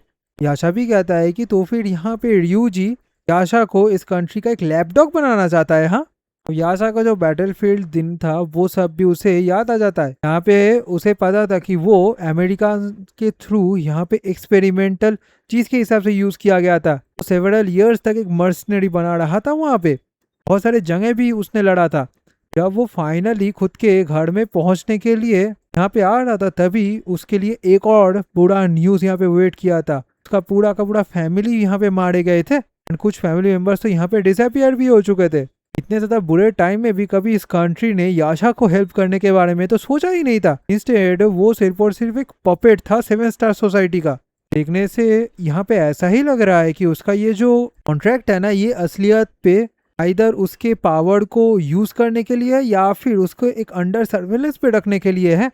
अभी क्या याशा के पास कोई एक रीजन बचा भी है जिससे वो सबके साथ कोऑपरेट करे इन सारी चीजों को लेके। यूजी भी यहाँ पे कहता है कि वो इस डील को इस तरीके से क्यों देख रहा है, उसे ऐसे देखना चाहिए कि वो कंट्री को हेल्प नहीं कर रहा है बल्कि खुद के जो गोल्स है उन सबको परस्यू कर रहा है। आफ्टर ऑल उन दोनों का जो एनिमीज है वो तो सेम ही है ना। होवेवर यहाँ पे यूजी ये चाहता है कि वो उनके इंटेंशंस को रिगार्ड करे एंड उसके डायरेक्शन और पावर को उनके तरफ लेके आए। याशा भी कहता है कि वो यहाँ पे लॉस को भी ब्रेक करेगा अगर उसे खुद के गोल्स को अचीव करना पड़े तो। यूजी भी कहता है कि ये उनका जॉब है जिससे वो याशा जैसे लोगों का जो एक्शन है उसे लीगल करे। याशा भी कहता है कि ठीक है, वो फिर एक और क्वेश्चन पूछना चाहता है यूजी से। यहाँ पे अगर कोई एक ऐसा रीजन बना जिससे याशा इस कंट्री के लिए एक थ्रेट बन गया तो क्या होगा। यूजी भी कहता है कि वो यहाँ पे खुद के पूरा जोर को लगा देगा उसे रोकने के लिए। याशा भी कहता है कि क्या वो उसे रोकने का कोशिश करेगा। तभी यहाँ पे याशा खुद के पास को रिलीज करता है, सीरियस हो जाता है। यहाँ पे वो कहता है कि उनका जो स्ट्रेंथ है उसे देख के तो ऐसा ही लग रहा है कि वो लोग कभी भी इस काम को कर ही नहीं सकते। यूजी भी सोचता है कि सच में इस लड़के का जो किलिंग इंटेंट है ये तो बहुत ज्यादा स्ट्रांग है। यहाँ पे उसे ऐसा फील हो रहा है कि उसे रिस्ट्रेन किया गया है। यहाँ पे बाकी जितने सारे अवेकन वंस है उनसे कहीं गुना ज्यादा प्रेशर ये लड़का यहाँ पे रिलीज कर रहा है र्यूजी के तरफ। बट र्यूजी तभी यहाँ पे कहता है कि क्या होगा या फिर क्या करना चाहिए बिल्कुल डिफरेंट मैटर्स है। तभी वो दोनों ही यहाँ पे सीरियसली एक दूसरे की तरफ देखने लगते हैं। आशा भी यहाँ पे हंसते हुए कहता है कि सच में र्यूजी पॉलिटिक्स के लिए बिल्कुल सूटेड नहीं है। यहाँ पे अगर वो कोई फ्लैटर या फिर लाई नहीं कह सकता तो वो कैसे इस काम को करेगा। र्यूजी भी कहता है कि उसके ये सारे एक्शन की वजह से वो डायरेक्टर के ऊपर और ज्यादा ट्रबल को क्रिएट कर रहे हैं। आशा भी कहता है कि वो र्यूजी के इस ऑफर को इसीलिए हाँ कहा है बिकॉज उसे र्यूजी का ये जो एटीट्यूड है ना वो उसे पसंद आया है। यूजी भी यहाँ पे कहता है ठीक है, उसे याशा का बातें समझ आ चुका है। यूजी तभी एक हैंडशेक को बढ़ाते हुए कहता है कि अगर याशा को कोई भी चीजों का जरूरत है तो वो डायरेक्टली यूजी के साथ कांटेक्ट कर सकता है। याशा भी यहाँ पे हैंडशेक करता है। याशा यहाँ पे उसे डायरेक्ट रिक्वेस्ट कर लेता है, ठीक है वो यहाँ पे उसके लिए please Yagamoto Mei and Yama Kyoko को ढूंढ के निकाले। एंड फाइनली यहाँ पे वो दोनों ही एक दूसरे के साथ एक डील कर लेते हैं। अभी यहाँ पे याशा के फोन पे एक कॉल आ जाता है। नाड़ा सान डायरेक्टली उसे कॉल की थी याशा तभी मियाड़ा सन को फोन में पूछ लेती है कि उसने यहाँ पे फोन क्यों किया है। मियाड़ा सन भी थोड़ा सा गुस्सा होते हुए कहती है कि वो इतना सा लेजीली सेंटेंस क्यों यहाँ पे यूज कर रहा है उसके साथ। याशा भी कहता है कि हाँ ठीक है, बट वो यहाँ पे सडनली उसके साथ बात क्यों करना चाहता है। मियाड़ा सन भी कहता है कि यहाँ पे वो याशा को थैंक्स करना चाहता है बिकॉज उसके ही वजह से मियाड़ा सन को एक अवार्ड मिला है। वो अभी याशा के साथ मुलाकात भी करना चाहता है, क्या वो अभी बिजी है। याशा भी कहता है कि हाँ उसे खुद का जो काम था वो उसे खत्म कर चुका है, तो वो लोग अभी मिल सकते हैं। मियाड़ा सन डायरेक्टली उसके घर के सामने आ जाए। मियाड़ा सन भी हंसते हुए कहता है कि ठीक है, वो उसके घर के सामने जल्द ही आ जाएगा। तभी हम लोग मिस्टर के ऑफिस में कोंडो काजुकी को देख पाते हैं जो खुद के बॉस को सॉरी कहता है एंड वो कहता है कि दूसरे बार वो अमेरिका से एक मर्सनरी को लेके आएगा इस काम के लिए जो इस काम को श्योरली करेगा। मिस्टर के भी कहते हैं कि ऐसा करने का कोई भी जरूरत नहीं है, उसका भी रिजल्ट रहेगा अननेसेसरी कैजुअलिटीज। उन्हें जल्दी से जल्दी खुद का जो काम है उसे स्टार्ट कर देना चाहिए। इस चीज को लेके वो पहले से ही उतना ज्यादा एक्सपेक्टेशन नहीं रखे थे। आसुकी भी यहाँ पे कहता है कि नहीं, इस बार जो इंसिडेंट रहेगा वो डिफरेंट होगा। उन्होंने डिफरेंट प्लान्स को यहाँ पे तैयार कर चुका है। जब तक वो लड़का यहाँ पे वीकेंड है तब तक के लिए वो उसे यहाँ पे हैंडल कर सकते हैं। मिस्टर के भी तभी सीरियस होते हुए कहते हैं वीकेंड, क्या ये चीज पॉसिबल भी है। लास्ट टाइम का बैटल हुआ था वहां पे भी काजुकी ने एक सेकेंड स्टेज एबिलिटी यूजर को भेजा था इस काम को करने के लिए। काजुकी तभी यहाँ पे सीरियस होते हुए कहता है कि उसने स्नो कैट एंड स्कैवेजर को भेज चुका है। ये दोनों ही ऐसे पर्सन है जो यागामोटो केन के साथ उस टाइम पे फाइट किए थे जब वो मर्सिनरी पे एक्टिव मेंबर था। ये दोनों ही एक्सपर्टाइज्ड हैं उसके साथ फाइट करने के लिए। इस टाइप के जॉब्स के लिए वो प्रोफेशनल्स भी हैं। अभी हम लोग स्नो कैट एंड स्कैवेजर को देख पाते हैं। स्नो कैट खुद के स्नाइपर राइफल को लेकर रेडी था। वो यहाँ पे कहता है ये एक वेस्ट ऑफ टाइम नहीं है क्या, वो सिर्फ पोकर रन कर जाएगा, ये तो उनके लिए एक परफेक्ट रिवेंज मैच है। यहाँ पे तो ये बिल्कुल भी फन नहीं है जब तक वो पूरे के पूरे चीज को यहाँ पे पे बैक ना कर दे एंड डेप्थ को पूरी तरीके से चुका ना भी दे। कैवेजर कहता है कि वो लोग सिर्फ और सिर्फ यहाँ पे इस मिशन को कैरी करने के लिए आए हैं। यहाँ पे उन्हें ये भी मेक श्योर करना है जितने सारे रेसिडेंट्स यहाँ पे मौजूद है ना वो सबके सब इवैक्यूएट हो चुके हैं। स्नोकैट भी कहता है ये तो बहुत ज्यादा बोरिंग है, उन्हें एक चांस मिला है जिससे वो याशा को डायरेक्टली अभी हरा सकता है। यहाँ पे ईस्ट में एक बात कहा जाता है, यहाँ पे वो कभी भी उन लोगों से जीत नहीं सकता जो उस काम को एंजॉय करता है जो वो लोग कर रहे हैं। क्या उसने सही नहीं कहा। तभी वो खुद के स्नाइपर को लेकर रेडी हो जाता है एंड उसका टारगेट याशा ही था। यहाँ पे कहता है कि वो इस काम को फुलेस्ट तरीके से एंजॉय अभी करेगा। अब केन के साथ यहाँ पे मुलाकात करने के लिए यहाँ पे मियाड़ा आ जाती है। यहाँ पे केन को सॉरी कहती है बिकॉज उसके वजह से केन को बहुत ज्यादा वेट करना पड़ा है। नोकैट तब भी यहाँ पे कहता है कि क्या यहाँ पे अभी रेसिडेंट्स बचे हुए हैं क्या, अभी उन्हें यहाँ पे क्या करना चाहिए। कैवेजर भी कहता है कि ये वही रिपोर्टर है जो यागामोटो के साथ बहुत टाइम से पीछे पड़ी हुई है कि यहाँ पे यागामोटो के पास से कोई एक स्टोरी ढूंढने के लिए आई होगी। यहाँ पे अगर मीडिया साइड उनके तरफ है तो ये काम करना उनके लिए बहुत ज्यादा ट्रबलसम होगा। कैवेजर तभी यहाँ पे नोकैट को कहता है इस लड़की को जल्दी से जल्दी मारने के लिए। नोकैट भी कहता है ठीक है, इसके पास डेथ वेट कर रहे हैं, ये तो सच में एक बहुत बुरा बात है। नोकैट तभी उस लड़की को कहता है वो अगर किसी को ब्लेम करना चाहता है तो उसे उस मॉन्स्टर को ब्लेम करना चाहिए जो उसके सामने अभी खड़े हुए हैं। तभी वो खुद के स्नाइपर को यहाँ पे डायरेक्टली चला देता है। बट याशा यहाँ पे खुद के पावर्स को एक्टिवेट कर लिया था। यारा भी इस चीज को देख के बहुत ज्यादा हैरान हो जाता है। अब इंटरेस्टिंग बात ये था कि याशा ने उस स्नाइपर का जो बुलेट था ना उसे खुद के हाथों से ही पकड़ लिया था जिस वजह से उसके हाथों से खून निकलने लगा था। बट याशा का पावर इतना ज्यादा था कि उसने उस बुलेट को भी क्रश कर दिया था। याशा भी सोचता है कि ये सब कोई ऑर्डिनरी बुलेट्स नहीं है, ये सब ऐसे बुलेट्स हैं जो स्पेशल एबिलिटी यूजर्स के अगेंस्ट में ही यूज किया जाता है। मियाड़ा तो बहुत ज्यादा घबराई हुई थी। वो तभी याशा को कहती है कि क्या वो ठीक है। उसे ऐसा लगता है कि कोई एक चीज उनके तरफ बहुत तेजी से आया था। याशा तभी यहाँ पे मियाड़ा को यहीं पे वेट करने के लिए कहता है, वो अभी जल्दी से जल्दी आ जाएगा। तभी वो खुद के पावर्स को एक्टिवेट करता है। वो यहाँ पे सोचता है सिर्फ वही पर्सन है जो इस टाइप के बुलेट्स को यूज कर सकता है। तभी वो उस डायरेक्शन के तरफ तेजी से जाने लगता है। याशा सोचता है कि तो फिर वो लोग इस टाइप के एमेचर्स को ही सिर्फ सेंड कर सकते हैं।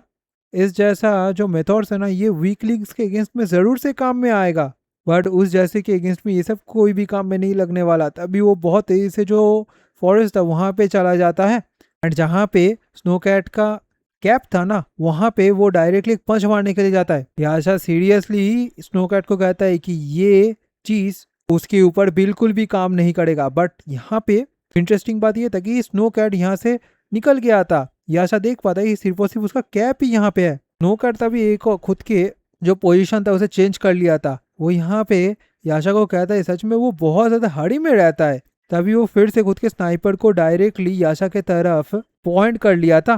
स्नोकैट कहता है क्या उसे पता भी है एक वाइल्ड कैट को पेट करना कितना ज्यादा हार्ड है। अगर वो इस तरीके से उसके तरफ अप्रोच करेगा तो वो उस कैट को वहीं से डरा के भगा देगा, या फिर वो कैट उसे बाइट करने के लिए वापस भी आ सकता है। तभी यहाँ पे स्नो कैट एक जोरदार स्ट्राइक डायरेक्टली याशा की तरफ देता है खुद के स्नाइपर से।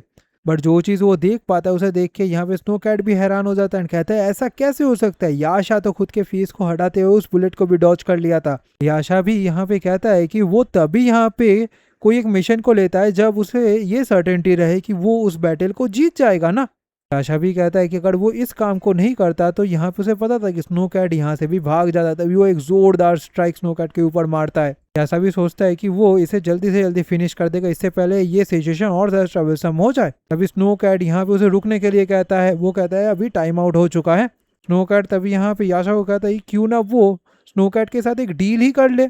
यहाँ पे वो जिएगा या फिर मरेगा ये सिर्फ और सिर्फ उसके ऊपर डिपेंड करता है, बट यहाँ पे जो इन्फॉर्मेशन है ना वो यहाँ पे वो सुनना जरूर से चाहेगा। अब याशा खुद के पंच को स्नो कैट के सिर के बिल्कुल पास है जमीन पे जाके मारता है, जिस वजह से जमीन भी यहाँ पे टूट जाता है। याशा यहाँ पे स्नो कैट को जल्दी से जल्दी जो इन्फॉर्मेशन था उसे बताने के लिए कहता है। स्नो कैट भी यहाँ पे कहता है ठीक है वो बता रहा है। क्या उसे ऐसा लगता है कि वो यहाँ पे अकेले आएगा? यहाँ पे उसके साथ डील करने के लिए एक और पर्सन भी। अब ये बात को सुन के यहाँ पे याशा बहुत ज्यादा घबरा जाता है एंड उधर उधर देखने लगता है। तभी उसे समझ आ जाता है कि यहाँ पे क्या चल रहा है। तभी हम लोग याशा के घर की तरफ देख पाते कि मियाड़ा सन वहीं पे खड़ी हुई थी। मियाड़ा सन भी यहाँ पे हैरान होकर सोचती कि यहाँ पे चल क्या रहा है, उसे कुछ समझ ही नहीं आ रहा था। यहाँ पे वो सोचती है कि सडनली एक बुलेट उनके तरफ क्यों आई है। तो मियाड़ा सन को पकड़ते हुए यहाँ पे स्कैवेजर आ जाता है। स्कैवेजर डायरेक्टली मियाड़ा सन को एक दीवार पे जाके वहीं पे रोक देती है। स्कैवेजर मियाड़ा सन के बालों को पकड़ते हुए कहता है कि उसे ऐसा लग रहा था कि वो अगर यागामोटो सन को फॉलो कर रहा है तो उसके पास कोई पावर जरूर से रहेगा, बट वो सिर्फ और सिर्फ एक ऑर्डिनरी पर्सन है। यहाँ पे अगर वो किसी को ब्लेम करना चाहता है तो यहाँ पे उसे खुद को ब्लेम करना चाहिए, बिकॉज वो बहुत ज्यादा ग्रीडी बिहेव कर रहा है। मियाड़ा सन तो बहुत ज्यादा तकलीफ में थी। वो यहाँ पे कहती है कि ग्रीडी बिहेव वो यहाँ पे कहना क्या चाहता है। स्कैवेजर भी यहाँ पे कहता है कि वो यहाँ पे केन को इसीलिए फॉलो कर रहा है ना बिकॉज उसे एक स्टोरी चाहिए। तभी वो खुद के डैगर को भी बाहर निकाल लाता है। इसी वजह से तो केन इतना ज्यादा काम था सिर्फ और सिर्फ उसके लिए। यहाँ पे अगर उसे खुद के परफेक्ट रिवेंज चाहिए तो उसे ये काम को करना ही पड़ेगा। तभी यहाँ पे मियाड़ा कहता ही है कि उसे अभी खुद के लिए टाइम तो बाई करना ही पड़ेगा। यहाँ पे उसे कुछ भी करके इस पर्सन को डिस्ट्रैक्ट करना होगा। तभी उसे याशा का कहा हुआ एक बात ही याद आ जाता है। तभी वो कहता है कि ठीक है, सच में वो खुद के पर्सनल फीलिंग को यहाँ पे लाया है। वो तभी स्कैवेजर को ये बात कहता है। यहाँ पे उसे क्या लगता है 7 स्टार सोसाइटी यहाँ पे क्या सोचेगा उसके बारे में। स्कैवेजर भी यहाँ पे सोचता है ये सारे बातों को सुन के कि एक मेयर रिपोर्टर को कैसे 7 स्टार सोसाइटी एंड इन सारे बातों को इस बारे में समझ है। तभी स्कैवेजर कहता है नहीं शायद से ये इस लड़की का एक स्टाइलिंग टैक्टिक है। तो तभी गुस्से में मियाड़ा को कहता है ये सारे नॉनसेंस बातें ना करने के लिए। स्कैवेजर तभी यहाँ पे खुद के डैगर स्ट्राइक को देने ही जाता है, बट तभी वो महसूस कर पाता है कोई एक चीज को। वो कहता है ये क्या है, क्या सच में यही याशा का एबिलिटी है। वो थोड़ा सा घबरा भी जाता है। यहाँ पे वो एक आंख के ऊपर खड़ा हुआ था, जो आंख उसके तरफ ही देख रहा था। तभी यहाँ पे स्कैवेजर बहुत ज्यादा गुस्सा हो जाता है एंड याशा को कहता है क्या उसे ऐसा लगता है कि ये सारे एबिलिटीज के अगेंस्ट में उसने कोई काउंटर मेजर नहीं रख के रखा होगा। तभी वो भी खुद के एबिलिटी को यहाँ पे यूज करने लगता है। अब यहाँ पे मियाड़ा तो इस वजह से दूर जाके गिर जाती है, बट मियाड़ा को संभालने के लिए तभी वहाँ पे याशा भी आ जाता है। याशा यहाँ पे मियाड़ा को कहता है कि सच में उसने अच्छा काम किया है। तभी स्कैवेजर यहाँ पे खुद के फुल पावर को रिलीज करते हुए डायरेक्टली याशा के ऊपर अटैक करने के लिए आगे बढ़ने लगता है। बट यहाँ पे याशा तो बहुत ज्यादा इजीली स्कैवेजर का जो अटैक था ना उसे खुद के हाथों से ही रोक लेता है। याशा तभी यहाँ पे स्कैवेजर को कहता है वो इतना ज्यादा पेल क्यों दिखाई दे रहा है, क्या उसे कोई नाइट में आ रहा है। वो स्कैवेजर को कहते हैं कि वो इस बार के लिए स्कैवेजर को यहाँ पे छोड़ सकता है यहाँ पे, वरना वो उसे खुद के मॉम के पास में ही सुला देगा। ये चीज को देख के स्कैवेजर भी बहुत ज्यादा हैरान था।